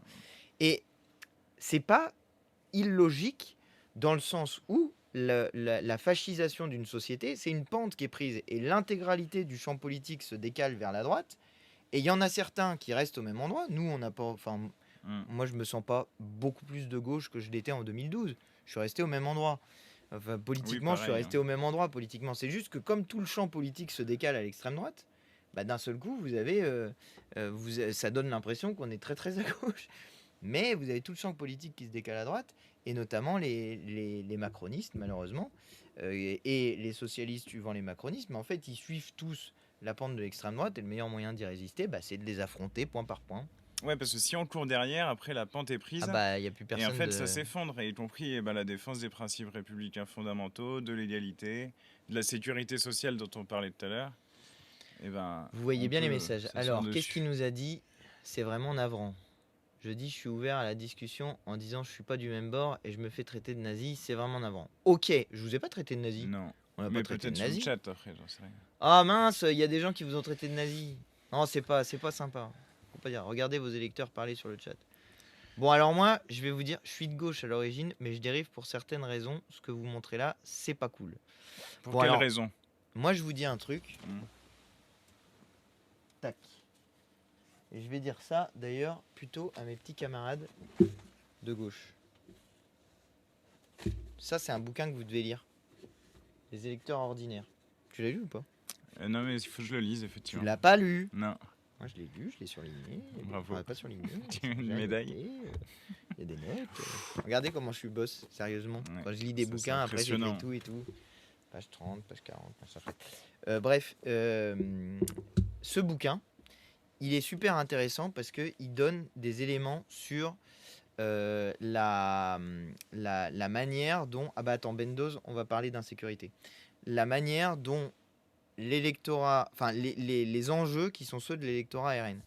Et en particulier, c'est des enjeux liés, comme vous le dites, à l'insécurité. Mais la thèse de Félicien Faury, qui est la thèse la plus intéressante, c'est vous combattrez jamais l'extrême droite si vous combattez pas le racisme. Ça peut paraître complètement bateau comme take, mais c'est pas si bateau que ça, parce qu'il y a un certain nombre de personnes, comme take, il y a un certain nombre de personnes qui pensent qu'en gros, vous allez pouvoir convaincre une personne d'extrême droite de voter pour la gauche, en disant, mais nous on est meilleur sur le social, mais nous on est meilleur sur les entreprises, mais nous on est meilleur sur. Bah non, si vous traitez pas ce qui est vrai, mais si vous traitez pas la question du racisme et notamment du caractère systémique du racisme, on va entrer dans les détails, bah vous arriverez à rien parce que vous n'arriverez pas à convaincre les gens. Mais du coup, dit Félicien Faury, et c'est quelque chose que je partage, si vous voulez efficacement convaincre quelqu'un de changer de vote quand il votait à l'extrême droite et que vous arrivez en lui disant t'es nazi, t'es raciste, etc., et que vous dites juste ça, ça risque de pas être très efficace pour lancer la discussion. Par contre, si vous lui faites comprendre qu'il y a une partie de ses prises de position qui, en fait, sans vraiment que toujours il en ait conscience, sont des propos racistes ou sont des choses qui sont des choses fausses en réalité, mais justement on va parler insécurité, tout ça si vous voulez, et ben là il y a matière à échanger, à discuter. Et ça, alors attends, je réponds juste, pourquoi tu parles jamais des chrétiens du Moyen-Orient? Ils sont parmi les peuples les plus persécutés du monde. Pardon, mais on est, je crois, les seuls à avoir dénoncé ce qui se passe dans beaucoup de pays où il y a des chrétiens qui sont menacés, et notamment assez récemment, il y a eu le cas au Liban, si mes souvenirs sont bons. Ouais. Je crois qu'il n'y a pas grand monde qui en a parlé. Et en Palestine, il y a des chrétiens. En Palestine, aussi, et puis j'avais fait je crois que c'est au Congo, assez récemment, où il y a eu des attaques, il me semble que c'est au Congo, je ne veux pas dire de bêtises, mais où il y a des attaques spécifiquement contre des chrétiens. Et oui, bien sûr, moi justement, c'est ce que nous on dit, c'est que personne doit être attaqué, tué, massacré en raison de sa religion, quelle que soit sa religion. Enfin, il ne s'agit pas de faire un tri entre les individus. Et c'est là-dessus, l'an Non, dernier... c'était des cas plus anciens, parce que je vois des gens qui parlent du Soudan. Je crois qu'il y a eu un cas au Soudan récemment. Moi, j'ai un souvenir qui était un souvenir plus ancien. Mais sur le Liban, c'était il y a un an notamment, ça continue, mais il y a un an, il y avait des bombardements particulièrement forts. Et à ce moment-là, toute la droite, qui, on va dire, par tradition historique, porte une attention très particulière aux chrétiens d'Orient, là, d'un coup, ils disaient rien. Et on avait posé à ce moment-là une question au gouvernement sur les bombardements commis par le gouvernement de Netanyahou au Liban. Et on avait reçu des mails des associations concernées de défense et de protection des chrétiens d'Orient qui nous remerciaient d'avoir porté l'attention sur la situation au Liban. Parce que voilà, le Liban a juste subi des bombardements massifs, hors cadre du droit international, comme d'ailleurs tout ce que fait le gouvernement de Netanyahou et Israël depuis ces derniers mois et ces dernières années. C'est particulièrement grave, quoi. Donc non, en fait, quand il faut parler sur des situations pareilles, on est là. Peut-être que je vais te laisser... Non, tu veux que je reste ou je... Bah non, tu t'amuses bien ou pas? Ouais, je m'amuse bien. Non, ça va. Non. Vas-y. Tu te fais chier. On mangera après. Non, je me fais non, moi je me disais que non, ça va quoi. Vas-y. Putain, ambiance de merde. Non, mais non, ça m'amuse bien. Il est pas sympa. Mais non, mais attends. Pas sympa. Mais traitez-le de mec d'extrême droite, ça va l'agacer. Tu vois quoi? Moi je suis d'extrême droite. Pourquoi vous dites qu'on est nazi? Voilà, c'est ça. Donc reste, tu vois, ils disent non. Donc moi je voulais finir ce que je vous disais tout à l'heure. Il y a une manière de travailler, à mon avis, et par ailleurs qu'il y a une manière où il faut être comment dire ça de manière sympathique, il faut être lucide sur nous-mêmes. Je trouve qu'à gauche, il y a quelqu'un qui a fait un raid, merci beaucoup, Hip Connection pour le raid avec 46 personnes, et bienvenue à vous. Justement, je trouve qu'il y a une manière de parler de la question du racisme qui est une incompréhension de ce que c'est que le racisme, à mon sens. Le racisme, c'est un système de domination comme l'est le patriarcat. Et alors, ça va pas plaire à celui qui nous a dit que le wokisme... Bah, c'est toi, du coup, qui nous a dit que le wokisme, c'était un problème. Bah, désolé, on va parler de système de domination. Et je trouve que Les gens ont bien compris, enfin pas mal compris en tout cas, que le patriarcat était partout et que les agresseurs pouvaient être un peu n'importe qui. Et que quand il y a eu le mouvement MeToo, il y avait beaucoup enfin, au début du mouvement MeToo, il y avait beaucoup de mecs qui disaient quand même, not all men, quoi, c'est pas tout le monde, etc. etc. Et où, bah, en général, vous aviez une copine, une sœur, votre mère potentiellement, enfin plein de gens autour de vous, de femmes autour de vous qui vous disaient, bah si, en fait, moi, il m'est arrivé ci, moi, il m'est arrivé ça, et vous vous rendez compte que autour de vous, il y a quasiment pas une seule femme qui n'a pas été victime à un moment donné de sa vie d'attaques, voire d'insultes, voire d'agressions sexistes ou sexuelles. Et en fait, ça n'existe pas. Des femmes qui n'ont pas vécu des agressions ou des micro-agressions sexistes. Bah, en fait, c'est pareil chez les personnes qui n'ont pas ma couleur de peau. Ne serait-ce qu'une question simple, par exemple, qui est la question souvent qui est posée, qui est t'es de quelle origine ou tu viens d'où. Et quand la personne dit bah, je viens de Paris, elle dit non mais tu viens d'où, tu m'as compris, c'est quelle origine. Ça, c'est sans doute une question que vous avez déjà posée à quelqu'un. Bah, dites-vous que la personne qui reçoit cette question-là, c'est déjà la 100e fois dans sa vie que la question lui est posée. Parfois, on lui pose plusieurs fois la question dans la même soirée. Et ça, c'est ce qu'on appelle du racisme systémique, c'est-à-dire ça fait partie de la création d'une différence, d'une mise à distance de la personne. Et dans la définition de son identité, cette personne-là va se dire, bah, moi, mon identité française n'est pas si évidente que ça, parce qu'elle est mise en cause en permanence par d'autres. J'ai une petite histoire là-dessus. Il y a une dame à Brest qui m'avait raconté ça au porte-à-porte. Elle prenait le train. Elle revenait du train. Et puis, dans le train, le contrôleur, il te demande ton billet. Voilà, il vient contrôler ton billet. Mais là, tu vois, cette dame-là était racisée. Et puis, on lui dit, peut-être, vous pourriez montrer... Non, on lui demande justement d'où elle vient. Tu viens d'où ? Mais elle était là, mais j'ai pas à vous dire d'où. En fait, j'ai pas d'où vient ma famille, machin. Je suis française, donc elle sort sa carte d'identité. Et l'autre la regarde et tout. Et elle m'a dit, mais qu'elle s'est sentie profondément humiliée. Bien sûr. Parce qu'il n'y a pas à montrer sa carte d'identité dans un contrôle pareil. Bien sûr. Et ça, c'est vrai que ça renvoie à ce que tu dis, quoi. Vous savez, quand il y a eu, quand Retailleau avait lancé, nous on avait appelé ça des rafles, parce qu'en réalité c'était ça, quand il avait lancé une grande opération de contrôle dans les trains. Vous vous souvenez de ce truc-là ? Quand, aux abords des gares et tout ça, ça vous parle ou pas ça, Ça me dit quelque chose. C'était il y a quelques... c'était quand Retailleau était ministre de l'Intérieur déjà, et il avait lancé une opération comme ça de contrôle dans les gares. Et c'était une opération de contrôle des personnes qui étaient...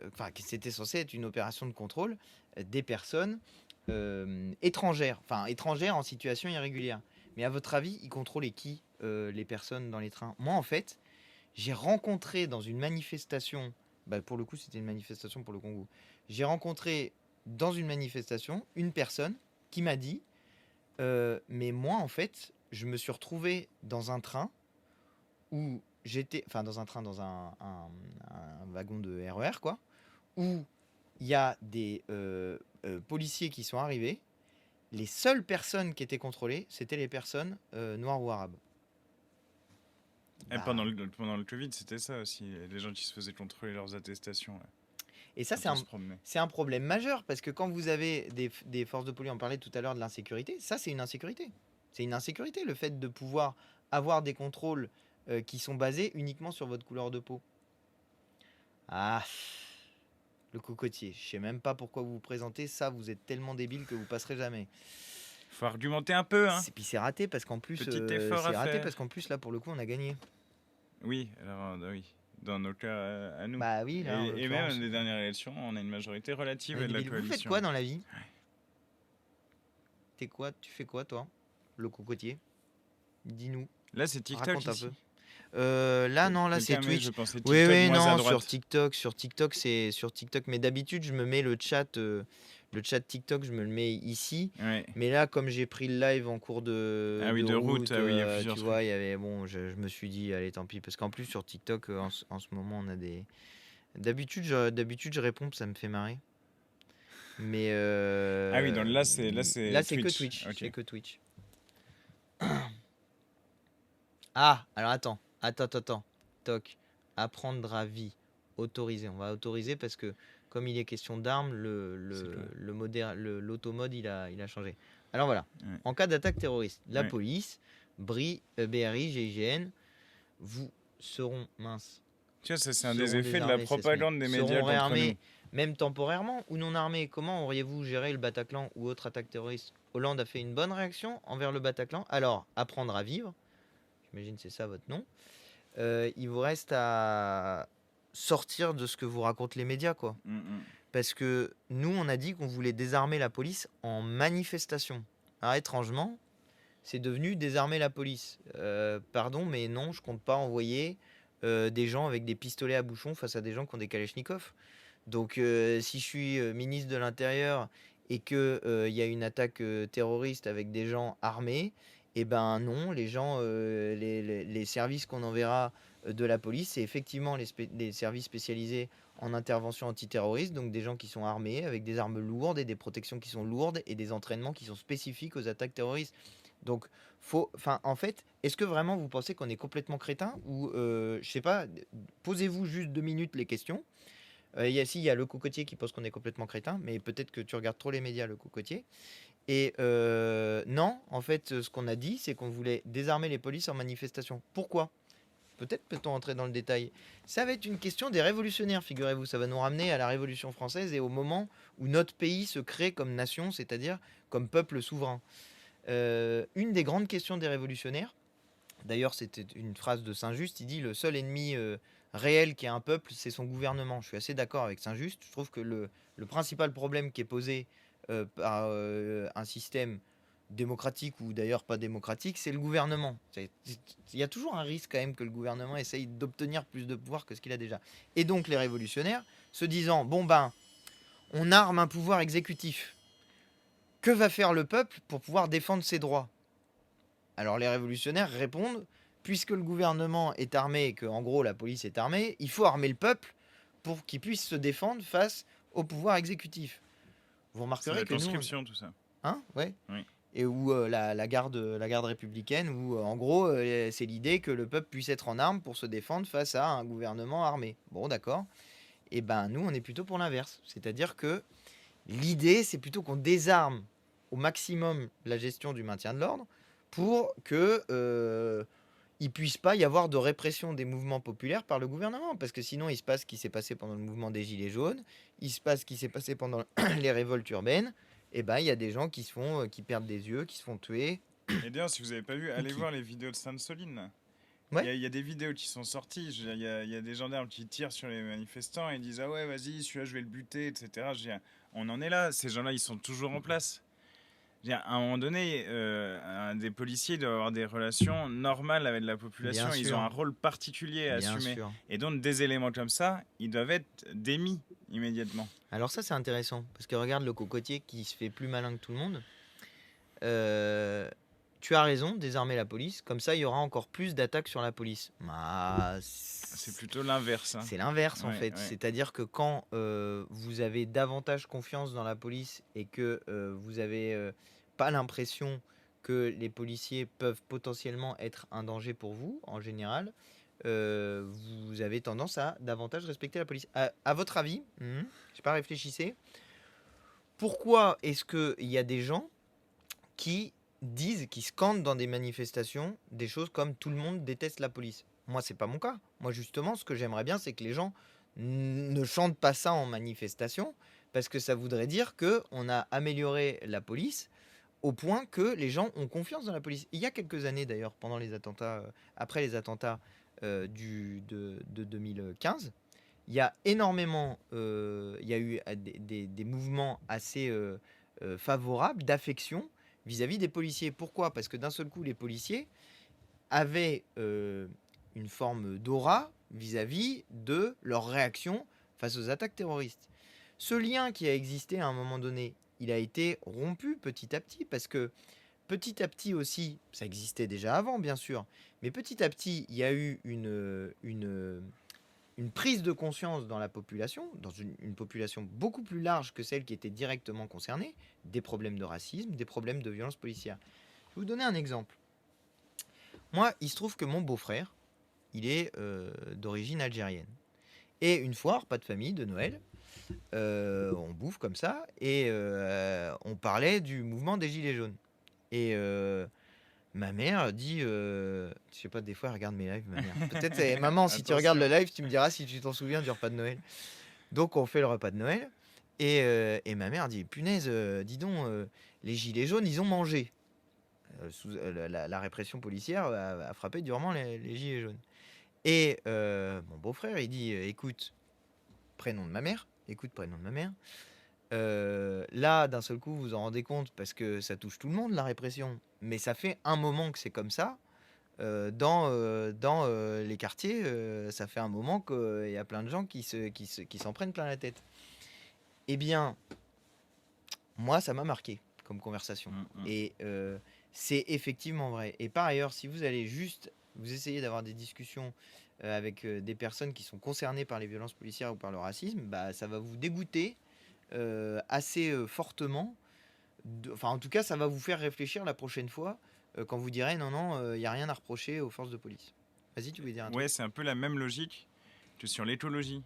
Le changement climatique, etc., a frappé d'abord des pays du Sud, notamment le conflit qu'il y a eu au Darfour dans les années 90 est lié à un phénomène de désertification. Ok. Et aujourd'hui, maintenant, on en est à se dire, alors que l'Europe commence à être touchée, qu'elle va être fortement touchée par ailleurs, que mon Dieu, ce problème atroce, et ça a été ces dernières années, il y a eu cette montée du courant de l'effondrisme, c'est-à-dire tout va s'effondrer, etc. Mais en fait, c'est très situé aussi comme pensée, c'est très européen parce qu'il y a des sociétés qui ont connu des situations d'effondrement déjà, et déjà liées à la question écologique et à la question climatique. Donc c'est vrai que c'est toujours intéressant d'essayer de voir à partir d'autres perspectives que celles dans laquelle on se trouve. Et ça, c'est vrai, je pense, pour tout le monde. Ça fait partie d'ailleurs du fondement humaniste et républicain de ce qu'on porte avec la France insoumise. Bien quoi. sûr. Bref, je vais partir. Juste tiens à dire qu'aucun extrême n'est bon. Autant l'extrême gauche que l'extrême droite, vous avez des propos extrémistes. C'est triste parce que l'extrême droite est bien plus visée. Je comprends pas. Déjà, Aristote, il disait le centre, c'est pas la médiété, c'est pas la mesure. Non, mais surtout, et en plus, on n'est pas des extrêmes gauche. Surtout, moi, je vous trouve vachement extrémiste. Depuis tout à l'heure, vous avez passé votre temps à nous insulter. C'est pas sympa. C'est hyper extrémiste. Vous arrivez, vous dites vous êtes débile ou je sais pas quoi. Moi, je vous ai posé des questions, vous répondez que par des agressions. C'est très choquant. Je vous trouve très extrême. Les propos, par exemple, quoi? Les propos extrémistes, on avait des droits et de l'égalité pour tout le monde. Non, mais moi, c'est ça qui m'amuse. Enfin, par ailleurs, c'est pas... Non, mais c'est pas vous qui nous avez manqué de respect. Et Ben Dolls, en vrai, vous avez l'air d'être pas d'accord avec nous. Non, je répondais à, je sais plus quoi, là, le cocotier. Le cocotier, je l'ai trouvé hyper agressif. Si, j'ai pas fait aucune insulte bien virulente. Si, vous avez dit qu'on était débiles. Vous avez dit, je pourrais vous retrouver les propos. Il suffit de remonter. Moi, je suis en plus. Tout ça, ça reste archivé. Tout. Hein? Ah non, mais tu peux remonter comme ça. Oui, bah oui, c'est vrai. Mais nous, on n'est pas. On n'est pas extrémistes, on a un programme qui est un programme grosso modo. Hein? Ok, bah toutes mes excuses. Très bien, excuses acceptées. Mais moi je fais pas une chaîne Twitch pour que ça soit une ambiance, pour que ça soit une mauvaise ambiance. Moi je fais une chaîne Twitch justement pour pouvoir répondre à la fois à mes camarades qui me posent des questions. Et puis en même temps à ceux qui sont pas d'accord avec nous, et justement c'est ça qui m'intéresse, j'essaye de convaincre, et puis après si je vous ai pas convaincu, je vous ai pas convaincu, mais au moins comme ça c'est plus sympa. Qui est le plus extrême entre nous et Antoine qui nous a obligés à regarder Le Pen? C'est vrai, tout à l'heure il y avait Marion Maréchal diffusé sur ma chaîne, c'est pour dire. Personne n'avait évité ça. Bah en fait Alex était en train de monter la vidéo, du coup il a pas vu qu'il y avait Marion Maréchal, et moi je suis arrivé en catastrophe genre qu'est-ce que c'est que ça? Non, c'est bon, ça va, ils ont déjà tous les plateaux tout le temps quand ils veulent, on va pas en plus les diffuser sur nos chaînes Twitch. Il y en a qui vont faire des cauchemars, je sais, je suis désolé. Alors, les gens changent d'avis. Ou alors t'es juste débile avec le même avis. Ah mince. Que penses-tu de Mélenchon? Attends. Que penses-tu de Mélenchon à propos de quoi? Que penses-tu de Mélenchon à propos à l'époque sur l'islam? Il a bien tourné sa veste quand il a vu qu'il n'y avait pas d'électeurs. Ah! Ouais. Ah, vas-y. Je réponds parce que je suis dans le même cas que Jean-Luc Mélenchon. Allez, on va... Enfin, je suis dans le même cas, j'en sais rien, mais en tout cas, je vais vous dire, moi, quelle a été mon Une évolution intellectuelle sur le sujet. En fait, bon, ça oblige à entrer dans des détails un peu personnels. Moi, j'étais une personne très croyante. Très, très croyante. Très religieuse à un moment donné de ma vie. Comme, en fait, plein de gens qui sont élevés dans la religion et qui grandissent avec la religion. Puis à un moment donné, bah, j'ai changé de conviction personnelle, philosophique, intellectuelle. Et en changeant de conviction philosophique, je suis devenu un peu, comment dire, laïcard, on va dire. C'est-à-dire, les religions, globalement, les religions, ça m'intéresse pas trop. Il n'y a pas assez d'athées à LFI pour que ça soit un mouvement d'extrême droite. Donc voilà, les religions, j'étais en mode assez critique, d'autant plus, ce qui est assez logique, mais quand vous avez été souvent très croyant d'une religion, vous avez tendance à être ensuite très critique de la religion ou des religions en général. Bon, mais cette position-là m'a amené à me dire que, dans un premier temps, mais finalement, les religions, en fait, c'est un sujet, c'est limite un problème dans la société, et il faudrait combattre les religions. Ok, d'accord, c'est un point de vue qui peut se défendre. Sauf que, c'est pas ça la laïcité. La laïcité, c'est une indifférence. Et donc, pardon, pour aller jusqu'au bout, j'avais une forme de laïcité qui peut être celle que vous allez retrouver chez le Printemps républicain aujourd'hui.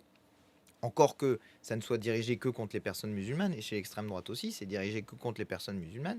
Mais en gros, il y a une forme de mise à distance d'une religion, une seule, parce qu'il n'y a que l'islam qui pose des problèmes à tous ces gens-là. Et cette mise à distance d'une religion, eh bien, ça n'est pas ça la laïcité. La laïcité, c'est donner la liberté aux personnes d'exercer librement leur religion. Et je vais même plus loin que ça. C'est que les personnes qui entrent dans une forme de laïcité combattante, mais c'est pas la laïcité, dans une forme de, je sais pas comment dire, mais Oui, c'est de pas de la c'est pas de la laïcité, laïcité, ouais. mais de contestation des religions. Bah, d'une certaine manière, ils vont donner le point à ceux qui sont les plus intégristes, parce que les intégristes, ils disent quoi, quelle que soit la religion?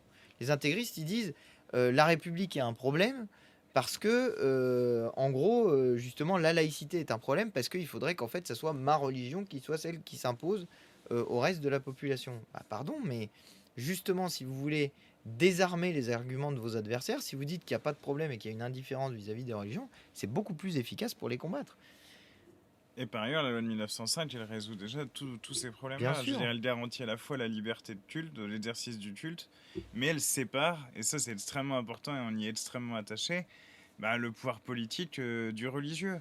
Parce qu'effectivement, on peut chacune avoir ses Sa conviction convictions personnelle. personnelles, etc. Mais c'est pas à partir de ça qu'on prend la décision commune. Et c'est assez logique. Parce que si vous avez, il y a des athées, il y a des chrétiens, il y a des juifs, il y a des musulmans, il y a des bouddhistes, etc., etc. Bon, du coup, ça peut pas être une religion qui soit la base commune de la décision. Ça ne marcherait pas.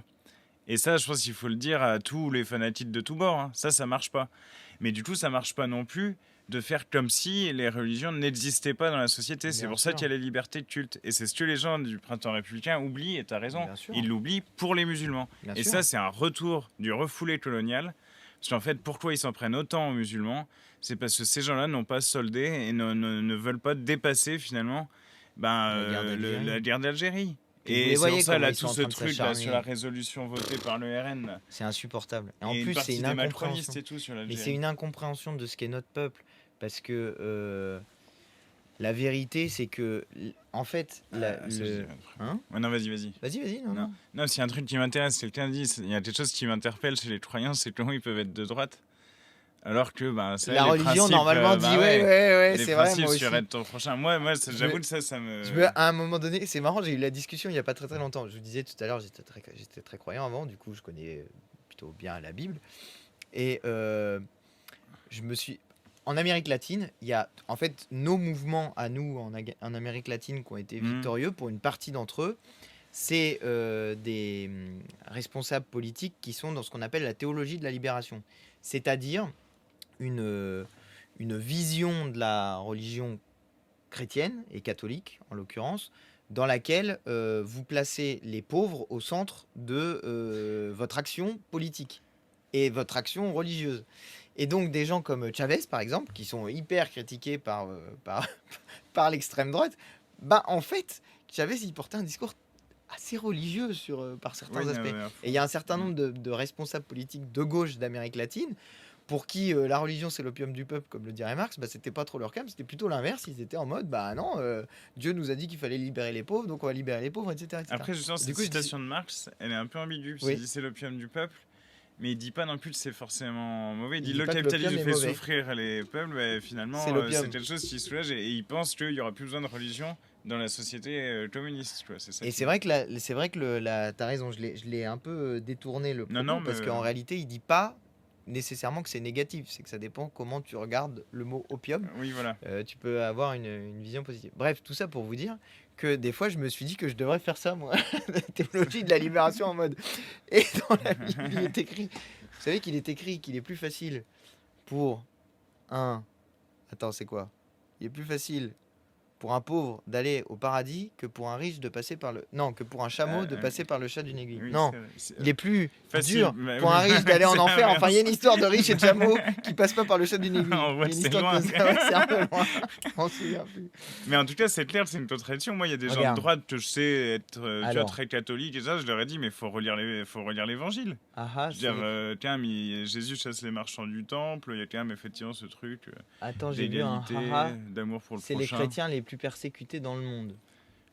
Pourquoi? C'est les chrétiens les plus persécutés. Attends, parce que il y a quelqu'un qui a mis il ne s'intéresse qu'aux musulmans. On a Ah oui. déjà- et les filles ne s'intéressent qu'aux musulmans. Ah non, par ça c'est intérêt électoral. insupportable. Alors, Ouais. attends, mais en plus, là, il faut vraiment qu'on réponde.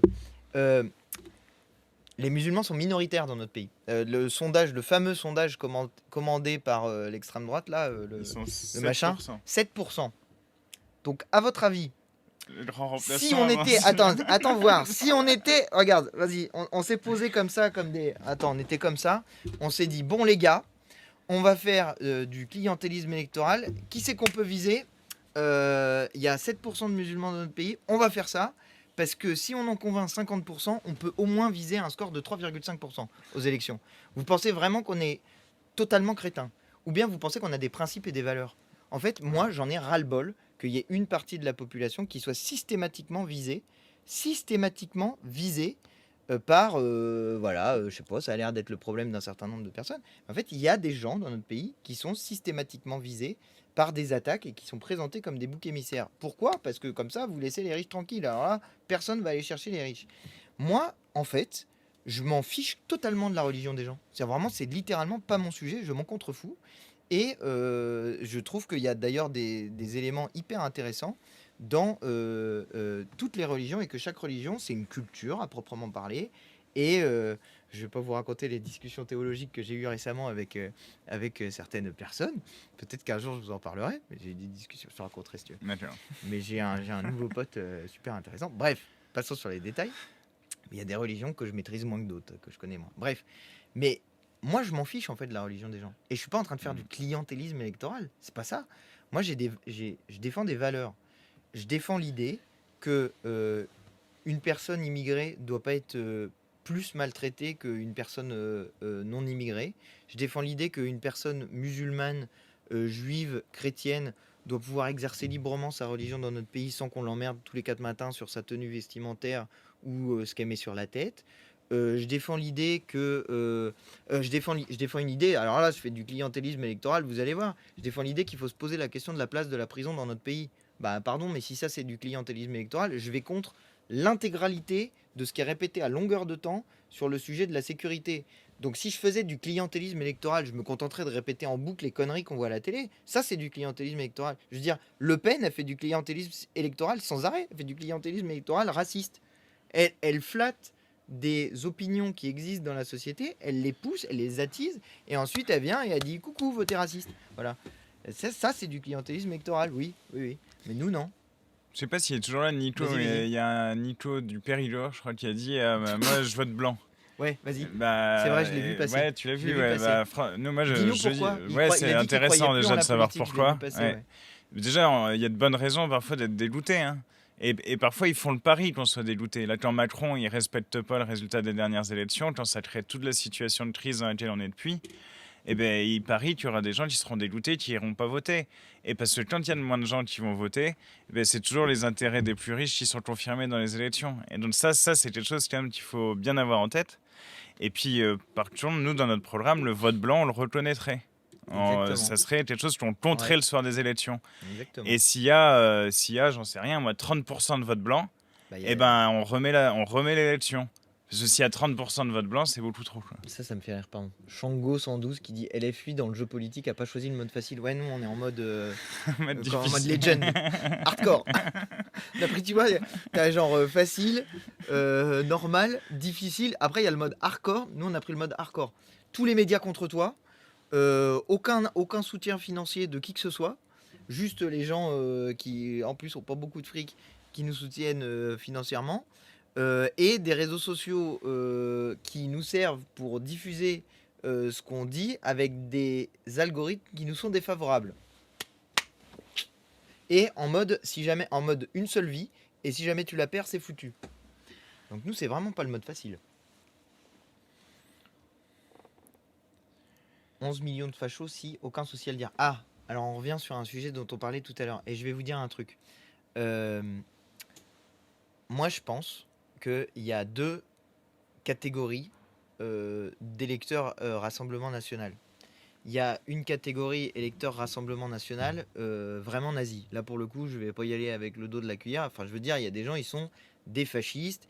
Ils détestent les immigrés, les musulmans, ce que vous voulez. Ils les tabassent quand ils les voient. Et d'une certaine manière, si ça allait dans des positions très très extrêmes du genre ce qu'on a déjà vécu pendant la Seconde Guerre mondiale, il y en a certains, ça leur irait. Donc eux, c'est des gens irrattrapables. En fait, là vraiment, on peut la absolument catégorie rien. Gudard, Ouais, voilà, la exactement. catégorie Gudard, la catégorie Action française, tout ça. la catégorie. À Voilà. Brest, ils se sont reformés, ils ont tabassé Ouais, ouais. des insoumis, ils ont tabassé mon compagnon qui était là aussi à ce moment-là. Ils ont tabassé toute une terrasse de café. Ouais, Enfin, je ouais, veux dire, comme ça, random. alors là, Donc- c'est un groupe qui s'appelle Talion, je crois, ou quelque chose comme ça, et puis qui est Section Ouest. Je le dis parce qu'il faut dire leur nom. Ouais, hein. bien sûr. Et ceux-là, vous pouvez rien en faire. En fait, ceux-là, c'est des criminels. Voilà. Et, tu vois, ils se comportent de manière violente, ils tiennent des propos racistes, etc. Puis vous avez une catégorie de gens qui est, à mon avis, la plus nombreuse. À Brest. Enfin, il y a, pardon, oui, à Brest, c'était Ouais. à Brest.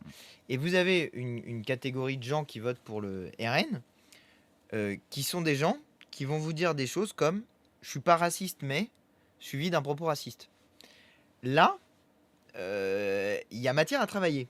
Parce que la plupart des gens, quand on leur demande, j'ai écrit une note de blog sur le sujet, je sais plus comment ça s'appelle, je crois que ça s'appelle racisme enfin je me souviens plus, j'essaierai de vous la retrouver puis de vous l'envoyer. Mais en fait, quand vous interrogez les gens dans des sondages, la plupart des gens disent qu'ils sont pas racistes. C'est une minorité de gens qui disent ouais moi je suis raciste. Il y a vraiment une minorité, je crois que c'est de l'ordre de 2 ou 5%, quelque chose comme ça. Et il y a énormément de gens qui se disent non racistes. Pourtant, et c'est un peu ce que j'essayais d'amener comme sujet tout à l'heure, mais pourtant, dans les comportements et dans les votes qui vont être faits, intervient à un moment donné un préjugé ou une idée raciste et qui peut être attaché à des logiques racistes. Ben moi, c'est précisément ça que je veux combattre, parce que je pense que si on enlève le préjugé raciste, je vous donne un exemple. Il y a quelqu'un qui parlait d'insécurité tout à l'heure en disant le lien entre insécurité et immigration. Ben, vous avez dans notre pays seulement 0,3% des étrangers dans notre pays qui sont en prison. Donc à votre avis, ils font quoi les 99,7% qui sont pas en prison? Ils travaillent, ils s'aiment, ils font des enfants, ils font des études, ils essayent de s'en sortir avec la préfecture qui les embête avec des papiers. Enfin, franchement, la manière dont le système médiatique met en avant les sujets d'immigration pour les lier aux questions d'insécurité, c'est vraiment, ça rend totalement zinzin, quoi. On compte les personnes dans les CRA dans les 3%. Non, c'est 0,3%. C'est pas 3%, c'est 0,3%. Et les personnes dans les CRA ne sont pas comptées, mais les personnes dans les centres de rétention, les CRA, c'est les centres de rétention administrative, les personnes qui sont placées en centre de rétention administrative, déjà il y a 3000 places dans les centres de rétention administrative.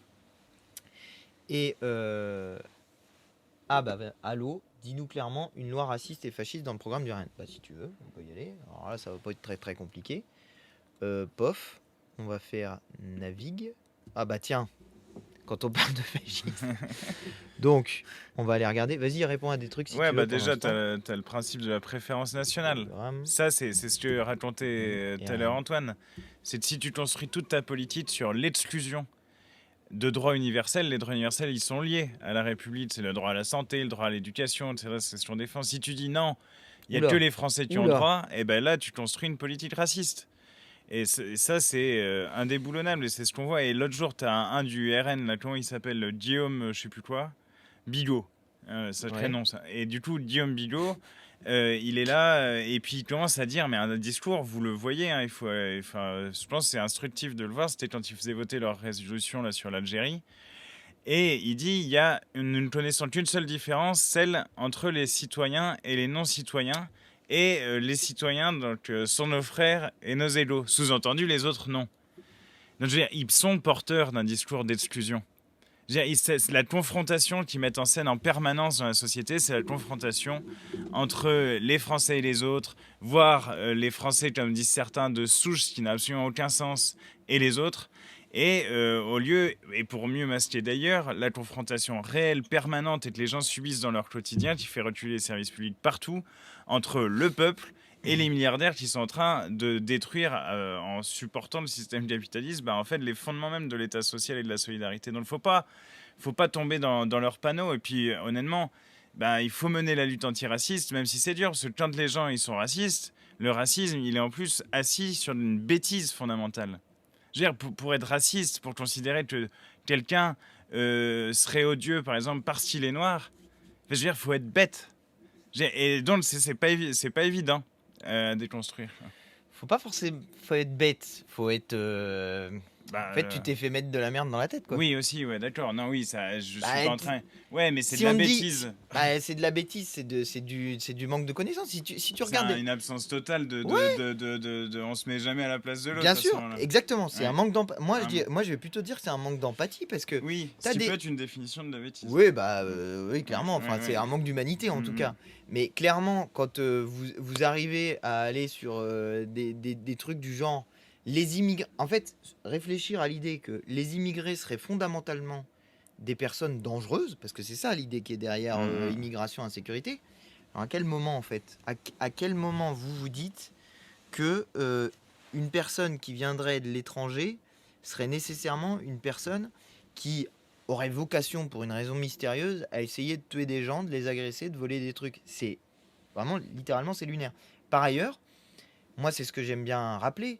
Mais moi, ma famille, c'est des origines italiennes et belges. Mais figurez-vous que dans le sud de la France, il y a eu des massacres d'Italiens. Vous irez regarder Aigues-Mortes 1893. Il y a eu des massacres des Italiens parce qu'ils étaient considérés comme des gens violents, brutaux, agressifs.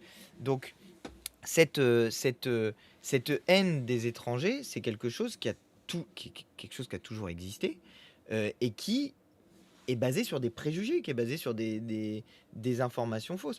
Je veux juste répondre. Un très beau film, Interdit aux chiens et aux Italiens. Je viens de le voir, un super film d'animation. Je ne l'ai pas vu, mais je vais regarder Interdit aux chiens et aux Italiens. C'était ce qui était écrit à l'entrée des parcs, de certains parcs. Mais je vais vous donner un autre exemple. Et ça, par ailleurs, c'est quelque chose qui me choque. Il y en a peut-être dans le live qui ont des origines espagnoles. Une grande partie des gens qui ont des origines espagnoles dans notre pays, pour beaucoup, c'est des personnes dont les parents, pas les parents, mais dont les grands-parents, voire arrière-grands-parents, ont fui les fascistes en Espagne, ont quitté l'Espagne parce qu'il y avait les fascistes qui sont arrivés. Figurez-vous que dans les Pyrénées orientales, où j'étais, oui c'est ça, orientales, les PO, oui, les PO, Pyrénées orientales, où j'étais ce week-end. Il y a eu d'un seul coup, je crois que c'est 200 000 ou 800 000. Non, je crois que ça doit être 200 000. 200 000 Espagnols qui sont arrivés et c'était, je crois, x3 la population du département à l'époque. Donc tu vois, quand il y en a qui parlent de submersion migratoire qui n'existe pas, ça n'existe absolument pas, cette prétendue submersion migratoire, eh bien, ce qui s'est passé dans le sud de la France à cette époque-là, c'est que ils ont inventé, nous les Français, on a inventé à ce moment-là les camps de concentration pour mettre Tout à fait. les Espagnols, notamment dans le camp de Rivesaltes.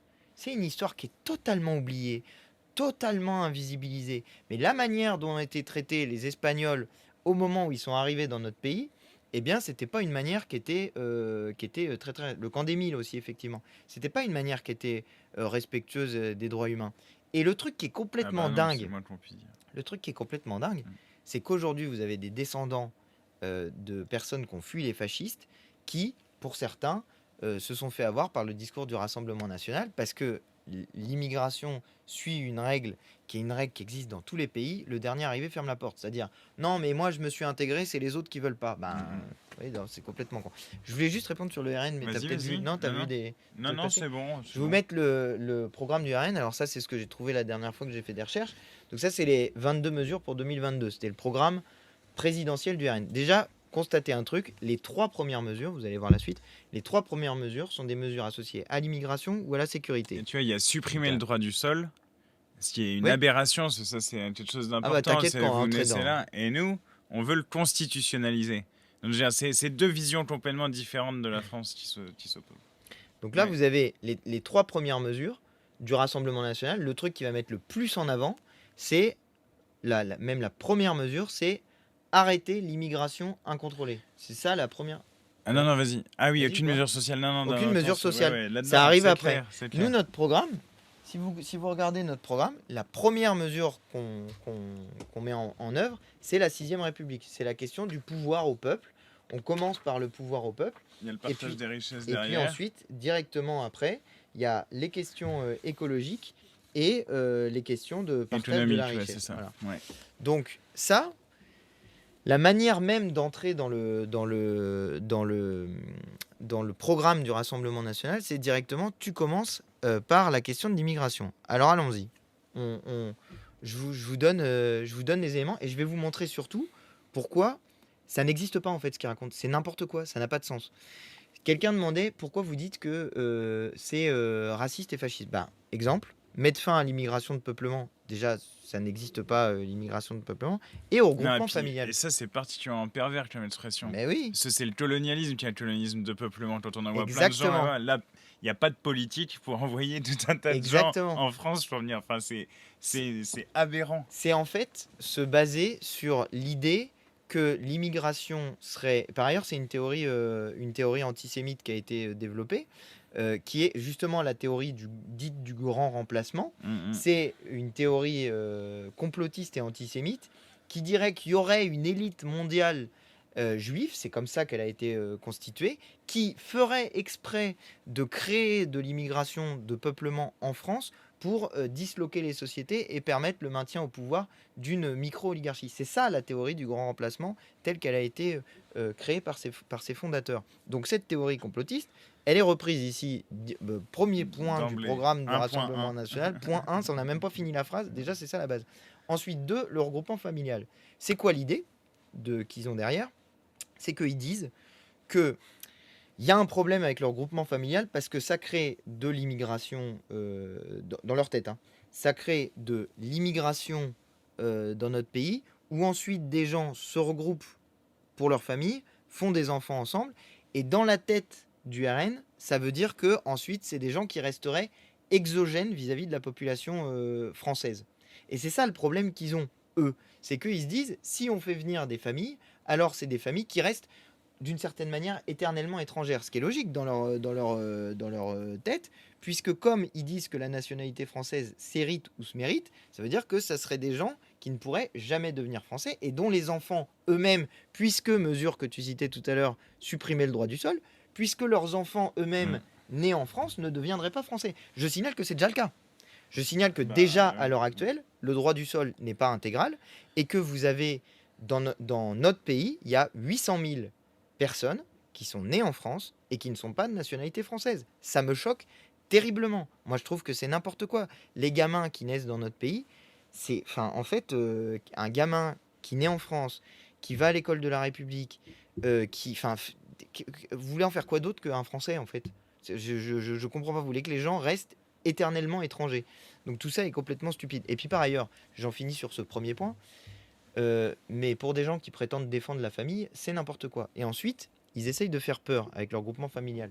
Je pense que si vous y allez comme ça, vite fait, vous allez vous dire, le regroupement familial, c'est la première source d'immigration dans notre pays. Je sais pas. Je sais pas ce que Attends, vous ouais, diriez. c'est parce que Vas-y, je disais, réponds. tu suis? Je vais chercher en même temps. Ouais. Vas-y, lis, vas-y, réponds. Non, ouais, là, il y a quelque chose d'intéressant. Quelqu'un qui dit il n'y a pas de discours anticarcéral à gauche, mais tout à l'heure, justement, Bah, j'ai commencé, Antoine j'en a ai dit parlé. la prison, là, on voit bien que ça fonctionne pas. Donc il faut la réformer profondément, etc. Mais je veux dire, la prison, depuis le 19e siècle, et vous retrouvez les discours déjà à l'Assemblée nationale, il y a des gens qui disent que la prison produit de la récidive. Donc elle ne permet pas, d'une certaine façon, d'accomplir ce qui est sa mission en République, c'est-à-dire normalement la réinsertion.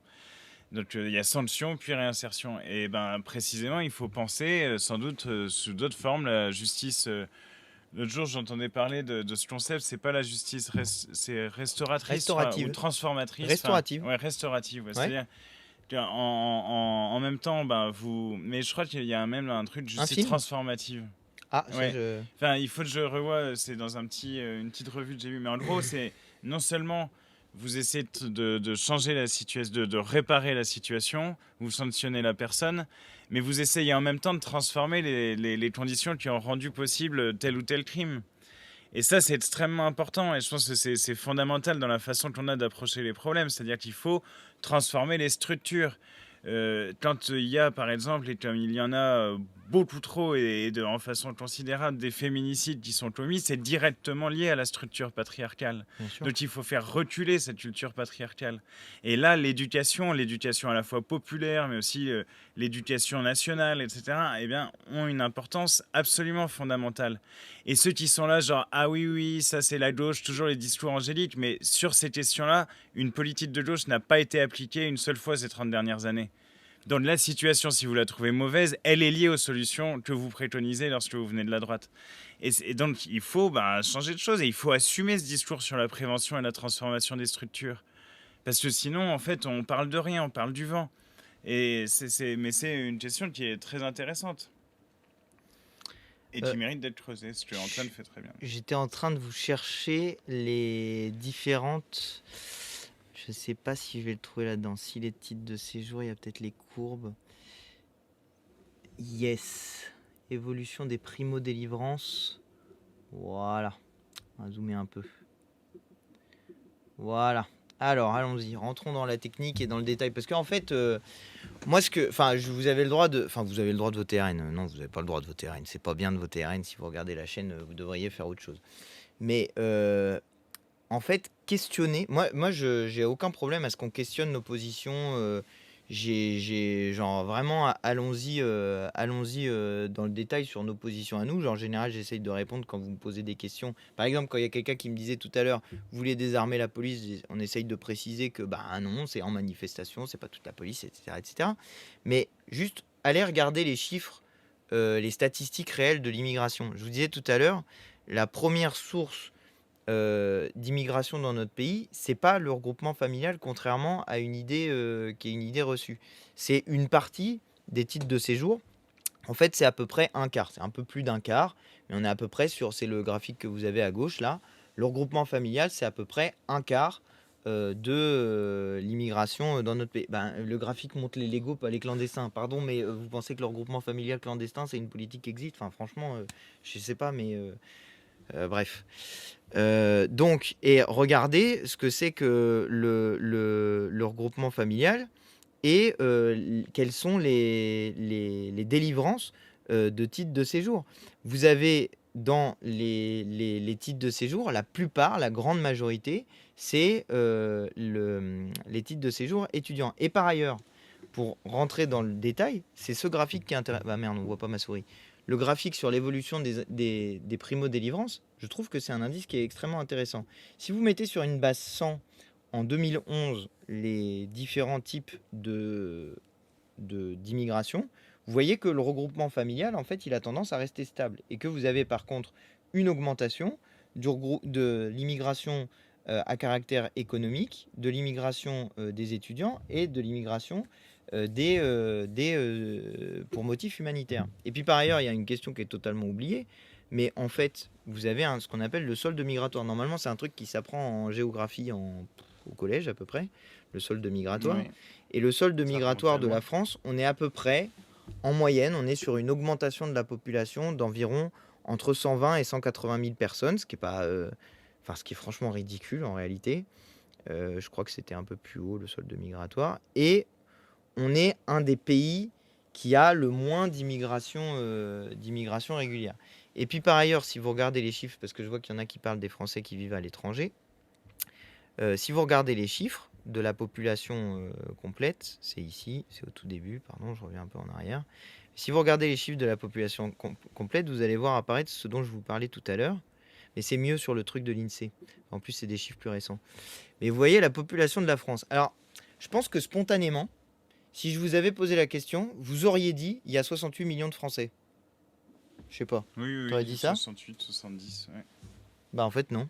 Il y a 68 millions d'habitants en France. Ah Tous oui, les habitants de la France ne sont pas français.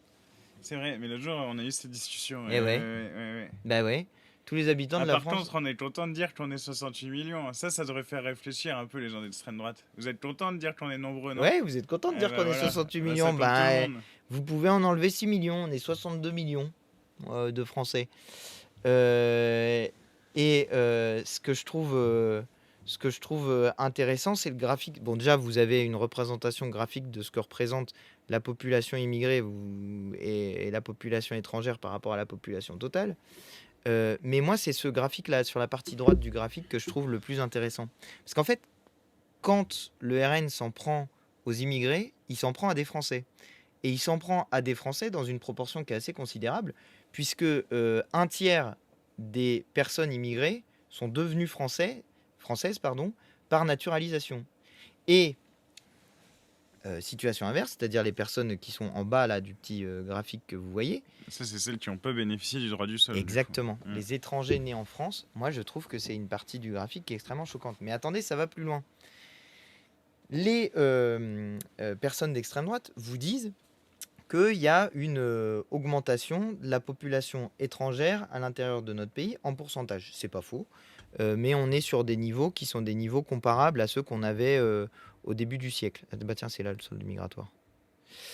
Qu'on avait au début du siècle. C'est un autre graphique, mais on s'en fout, c'est pas grave. On est autour de, je crois, 11% de la population qui est étrangère dans notre pays. C'est à peu près le même niveau que ce qu'on avait au début du siècle, dans les années 1930 à peu près, 1920-1930. Si mes souvenirs sont bons, il faudrait vérifier un peu les dates. Mais surtout, vous avez eu depuis une complexification de l'accès à la nationalité française qui est considérable. C'est-à-dire, d'un côté, on empêche l'accès à la nationalité française des personnes immigrées, et de l'autre, on dit il y a de plus en plus de personnes étrangères dans notre pays. Ben, oui, c'est logique. Il y a de l'immigration. On est un pays dans lequel il y a de l'immigration. Et par ailleurs, ça revient en boomerang au Rassemblement national, parce que quand ils disent qu'ils veulent arrêter l'immigration, et ça c'est le deuxième truc qui est... Alors vous allez voir, là on est carrément sur des trucs inhumains. Ils disent qu'ils veulent traiter les demandes de droit d'asile uniquement à l'étranger. Je sais pas si vous vous rendez compte de ce que ça veut dire. Ça veut dire, il y a quelqu'un qui est en train de se prendre des bombes dans son pays. On dit non, attends, en fait, t'es dans un gouvernement dictatorial. Tu veux t'en aller. Enfin, c'est 3 mois, 4 mois. 5 mois. Puis surtout, genre, tu fais comment? C'est pas possible. Bah voilà. Donc tu traites les demandes d'asile, une fois que les gens ils sont arrivés chez toi, tant bien que mal, quoi. Ça c'est pareil. Réserver les aides sociales aux Français et conditionner à 5 années de travail en France l'accès aux prestations voilà, de solidarité. ça c'est la préférence préférence nationale dont je parlais tout à l'heure. Ouais. Et ça, déjà c'est anticonstitutionnel, mais surtout ça veut dire donc les gens ils travaillent en France pendant 5 ans, ils payent des cotisations pendant 5 ans. Pendant 5 ans, ils n'ont pas le droit aux bénéfices des cotisations qu'ils ont payées. Ça s'appelle de l'exploitation en fait. C'est vraiment littéralement c'est de l'exploitation. Voilà, bon après on pourrait faire dans le détail, mais même sur les questions sur la sécurité, ce qu'ils proposent, c'est totalement absurde. totalement absurde. Mais un jour, je ferai ça, tiens. Je ferai le programme du RN. Démontons le programme du RN. Bah ouais. Si On va sortent peut-être aller le bouffer leur à un pour moment la donné. prochaine fois. Ouais, peut-être. Et ouais, il y aura peut-être 27 mesures pour 2027. Oui, t'imagines quelqu'un faisait la blague. T'avais Ouais. pas vu? Ouais. Excellent. Et Antoine, faut arrêter de mentir. Vas-y, incoming, dis-nous pourquoi on ment. Et Nico Lol. du Périgord, il disait pourquoi on n'a pas ce genre d'informations. C'est vrai, là, j'ai trouvé ça particulièrement intéressant, ce que tu nous as montré. Sur l'immigration? Ouais, et pourquoi on les a pas sur BFM? Mais en fait, je veux Ah dire, bah, les médias détenus par les milliardaires, et bon, et même en gros, les médias de masse en général sont pas particulièrement faits pour informer. C'est ça qu'il faut bien comprendre. Par exemple, si vous ne comprenez rien à la situation aujourd'hui de la discussion budgétaire, bah, c'est normal.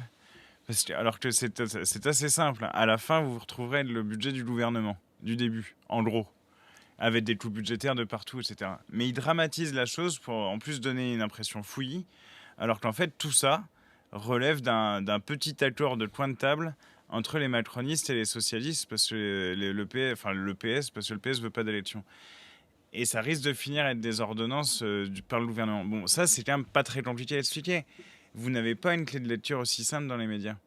Et donc, ça a tendance parfois à brouiller le message. Et on revient, c'est pour ça que c'est intéressant, c'est Nico du Périgord qui disait ça de nouveau. Parce qu'il dit qu'il est J'aime bien Nico dégoûté. du Périgord. Mais oui, parce qu'il dit qu'il est dégoûté de la politique. Ah oui. Et bien forcément, parce que cette impression de confusion générale, elle produit du dégoût.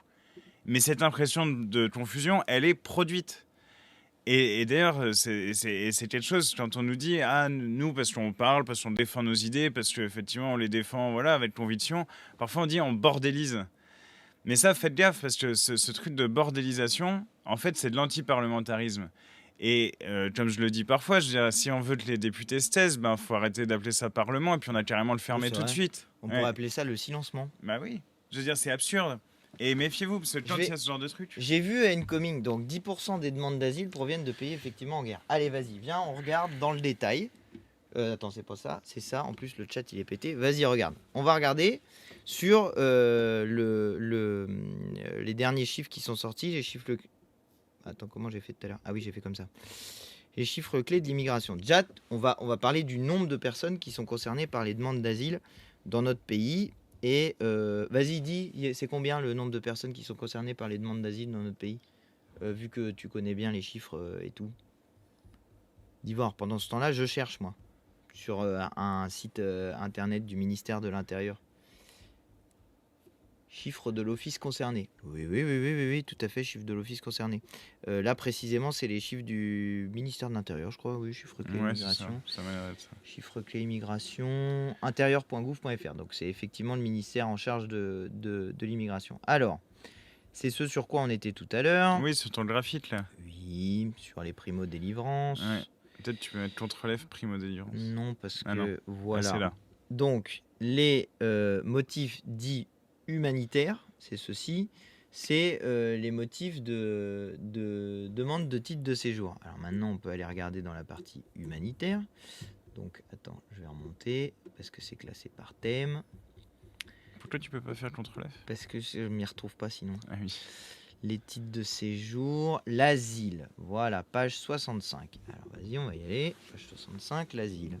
Toc, pof, l'asile. Contexte européen, blablabla, les demandeurs d'asile en Europe, supérieur ou égal à 150 000, Union européenne. Donc nous, la France, on a 167 000 demandes d'asile en 2023, ok, 163 000 demandeurs d'asile, d'asile en 2023, ok. Et ensuite tu regardes, première demande d'asile, principales origines. Donc tu regardes les pays les plus concernés. La Turquie, donc un régime dictatorial islamiste. La Géorgie, un régime voilà. L'Afghanistan, beaucoup de demandes d'asile depuis l'Afghanistan, quand même. Donc c'est bizarre parce que les gens d'extrême droite, vous dites que vous critiquez les islamistes, et quand les gens fuient des régimes islamistes, vous voulez pas les accueillir. Petite contradiction. Hein. Il y a un petit problème. Tout à l'heure, on parlait de la République démocratique du Congo et des chrétiens persécutés. Vous voulez pas les accueillir. C'est bizarre. Et tu disais, c'est pas des pays en guerre. Ben en fait... Bah, l'Afghanistan, c'est un pays a été en guerre et qui aujourd'hui connaît un régime qui est Tyrannique. un régime tyrannique. La République démocratique du Congo, c'est un pays qui est en guerre. En Guinée, c'est une situation où vous avez une situation économique qui est une situation économique catastrophique. En Haïti, c'est une situation où c'est les narcotrafiquants qui ont quasi pris le pouvoir dans ce pays. Donc, je sais pas, mais voilà, on reçoit des demandes d'asile à moitié d'Afrique, à moitié d'Asie, un petit peu d'Europe. Et c'est vrai qu'il y a une augmentation des demandes d'asile. Et tu vois, Bien sûr que, on va pas vous dire le contraire, mais vous n'avez pas l'impression qu'il y a une augmentation des conflits. Par exemple, on vous a pas trop entendu dénoncer Netanyahou et les bombardements des Palestiniens. Faut essayer d'être cohérent, quoi. Faut essayer d'avoir une cohérence. Et par ailleurs, ça, c'est les demandes. Ça veut pas dire les demandes que ensuite les gens sont acceptés. Et vous parliez tout à l'heure des chiffres de l'OFPRA. Bah voilà, on a les chiffres de l'OFPRA qui sont là. Donc l'Office français pour l'accueil des réfugiés et demandeurs apatrides, d'asile. je crois que Ah, c'est ça. apatrides. Et là, vous avez le nombre de protections accordées, c'est-à-dire le nombre d'asiles qui sont exactement accordés. Bah, vous voyez que l'essentiel des demandes qui sont accordées, Afghanistan, Syrie, Turquie, République démocratique du Congo, Côte d'Ivoire, Guinée, Ukraine, Somalie, Soudan, Bangladesh. Bon, bah, il y a quand même plusieurs pays qui sont en guerre. Vous pouvez considérer que l'Afghanistan, c'est pas une situation de guerre parce qu'il n'y a plus de guerre aujourd'hui. Mais enfin bon, moi j'ai quand même plutôt envie d'accueillir les gens qui fuient le régime afghan, qui arrivent à fuir le régime afghan. Et par ailleurs, c'est pas parce qu'il y a la guerre à un moment T dans un pays que les réfugiés ils arrivent en même temps qu'il y a la guerre. C'est-à-dire que le temps de remonter, ça prend un petit peu de temps. Et sur ce que tu disais sur l'Afghanistan, ça me fait penser à une histoire. Quand l'extrême droite était au pouvoir aux Pays-Bas, ils avaient tellement durci les conditions d'accueil qu'en fait, d'ailleurs, ils ne respectaient plus évidemment les conventions qui nous obligent internationalement à recevoir les réfugiés. Et notamment, quelqu'un en Afghanistan qui était persécuté pour être homosexuel, qui là-bas eh bien, risquait d'être physiquement battu, voire en fait d'être tué pour ça, eh ben, ils l'ont renvoyé parce qu'il était afghan. Donc, vous voyez, c'est une logique absurde, en fait. Il n'y a pas l'assise de l'extrême droite. Ce sur quoi ils font leur rente électorale, c'est la haine des étrangers. Et à la fin, ils essayent de dire oui, effectivement, ils critiquent les autres régimes et qu'on critique nous aussi à bon droit. Hein. Mais après, Turquie est une démocratie. ah bah oui, bah franchement, Ah là là. allez en parler. La Vous êtes Turquie aujourd'hui une démocratie, allez en parler aux Kurdes. Oui, oui. Franchement, non, c'est Après, vous avez le droit oui, il a de. le droit de penser si À tu mon veux, avis, mais- vous avez un peu des incohérences là qu'on a un peu mis à jour. Mais bon, c'est un sujet. Là, c'est sur les chiffres effectivement de demandes d'asile reçues et d'asile effectivement donné. Donc vous voyez que sur 142 649 demandes d'asile reçues en 2023, eh bien, il n'y a que 60 892 demandes d'asile qui sont accordées, c'est-à-dire, si je compte bien les trucs qu'ils mettent ici, 44%, je crois que c'est 44% de demandes d'asile qui sont validées. Et puis, par ailleurs, il y a ce truc. Ah, tiens, vas-y, chope le papier qui est là. Là. Ouais. Alors, par contre, tu risques de tout faire tomber. Est-ce que vous savez à quoi ils ont droit, les demandeurs d'asile? Dites-nous combien... Hein? Merci beaucoup. Ouais. Dites-nous combien c'est l'aide pour les demandeurs d'asile, juste pour savoir. Vous savez combien c'est? C'est ça. Ah oui. Hein, soi-disant que c'est super. C'est ça, vous êtes dans les bons étiages. C'est 204 € par mois pour des gens qui fuient la guerre. Voilà, 204 € par mois. Et les étrangers irréguliers que soi-disant c'est des je sais pas quoi, comment ils disent qu'ils viennent pour les aides et tout ça. C'est un truc qui est dit souvent par l'extrême droite. Ils disent oui, il y a des gens qui viennent dans notre pays parce qu'ils veulent profiter de notre système social avantageux. Vous avez déjà entendu dire ça par des gens d'extrême droite? Si vous êtes étranger en situation irrégulière de moins de 3 mois, vous avez droit à que dalle. Rien du tout. Oui, le fameux assistana pour 200 balles. Et encore, 200 balles, c'est quand tu es en demande d'asile et que tu es en attente de demande d'asile. Hein. Et donc, une fois, quand vous êtes étranger en situation irrégulière, le seul truc auquel vous avez droit, c'est l'AME au bout de 3 mois, l'aide médicale d'État. Et si vous êtes là depuis plus de 9 mois, vous avez une prise en charge étendue avec l'AME et vous avez 51% de non-recours. C'est-à-dire la moitié des étrangers qui viendraient, des personnes qui sont en situation irrégulière, qui viendraient pour profiter d'un système social avantageux, n'y ont pas recours, sachant que ce système social prétendument avantageux vise juste à faire en sorte qu'ils ne soient pas malades, en fait. Bon alors, cher député, j'attends une proposition. Et ben voilà. Bah oui, bah oui. Tu veux des propositions? Eh ben, régulariser les travailleurs sans papier, Exactement. déjà, pour commencer. Ça évitera qu'il y ait des patrons voyous qui s'en servent pour les exploiter. Ça fait rentrer de l'argent dans les caisses de la sécurité sociale. C'est une politique humaine. C'est une politique humaine.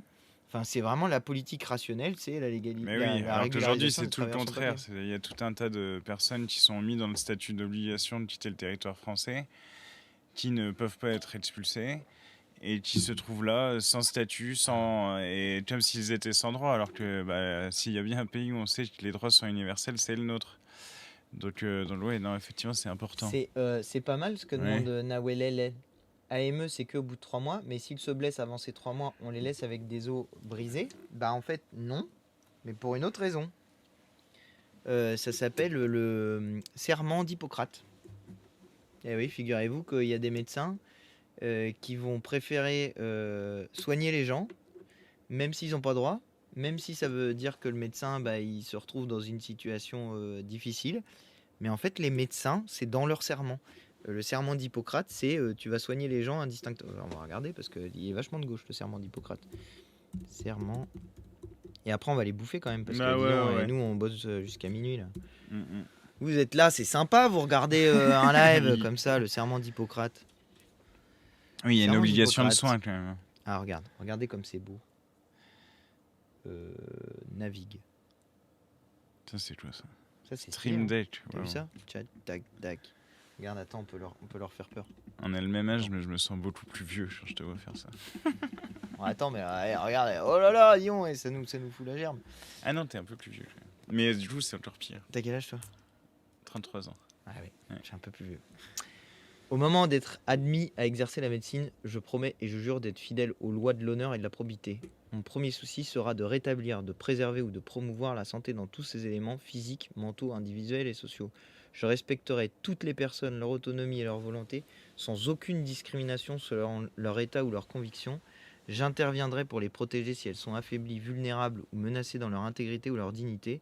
Même sous la contrainte, je ne ferai pas usage de mes connaissances contre les lois de l'humanité. C'est génial, non? Je donnerai mes soins à l'indigent et à quiconque me les demandera. Je ne me laisserai pas influencer par la soif du gain ou la recherche de la gloire. Vous trouvez pas ça trop cool? Ça, mais oui, c'est ça, beau, en fait, quelqu'un, mais c'est beau. Tu bah vois. ouais, Mais ça oui. c'est la raison pour laquelle, même si vous décidez, que vous allez supprimer l'aide médicale d'État, les médecins seront pas d'accord. Les médecins, ils vont soigner les gens parce que ils ont prêté un serment, qui est le serment d'Hippocrate, pour exercer la médecine. Ils ont prêté le serment qu'ils soigneraient les gens indistinctement de leur origine. Donc faudra, si Le Pen elle veut appliquer la fin de l'AME là, et puis tuer les gens quand ils sont malades parce qu'ils sont étrangers, parce que c'est ça que ça veut dire en fait à la fin, et ça voudra dire réussir à faire en sorte que le Conseil de l'ordre des médecins change le serment d'Hippocrate. Tu vois, quelqu'un demande si c'est demain la niche parlementaire de la France Insoumise. C'était aujourd'hui et hier en commission, et Oui. c'est le jeudi 27 novembre. Et c'est pour ça que je te Tout à fait. remercie de m'avoir invité On n'a pas pour beaucoup parler parlé de des la parkings. gratuité des parkings des hôpitaux publics, qui est un sujet très important. On a gagné en commission et on va tout faire pour le gagner dans l'hémicycle la semaine prochaine. On vous en reparle bientôt. Yes. Allez, on va faire un raid. Un Je sais raid. pas qui. Un raid, oui, Pierre-Yves, un raid. Ouais. Un raid, allez, on va lancer un C'est raid quoi sur une chaîne. Un raid, c'est quand t'envoies tes spectateurs sur une autre chaîne. Ah oui. Alors, on va regarder suivi. Et ils peuvent pas choisir. Quoi. Ils Tu peuvent pas les choisir. envoies. Souvent, je leur demande chez qui ils veulent aller. À Cassandre. Mais Cassandre, je l'ai connu pendant mes études supérieures. Allez, Cassandre, il y a du monde chez, Ouais. il y a du monde chez Ah Cassandre. bah le bonjour à Cassandre. Cassandre. Le bonjour de Glucksmann. Pierre-Yves. Glucksmann peut-il lutter contre le fascisme? C'est vrai que je vous ai pas parlé de... Allez, on va faire un raid chez Cassandre. Ah bah oui. Ochi. Ouais, il y Et a là, du du coup, il monde. te voit? Non. Ah non, Tu vas d'accord. voir, regarde. Attends, regarde ce qu'on va faire, regarde. Là, ils sont en train de parler. Ouais. Ce n'est pas en fait, je pense que même, c'est politiquement, il n'y a pas d'espace.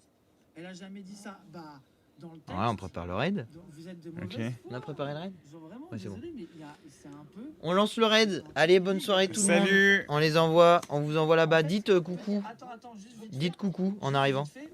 Hop. Donc là, tu vois. Et Ah, c'est faut que je marrant. coupe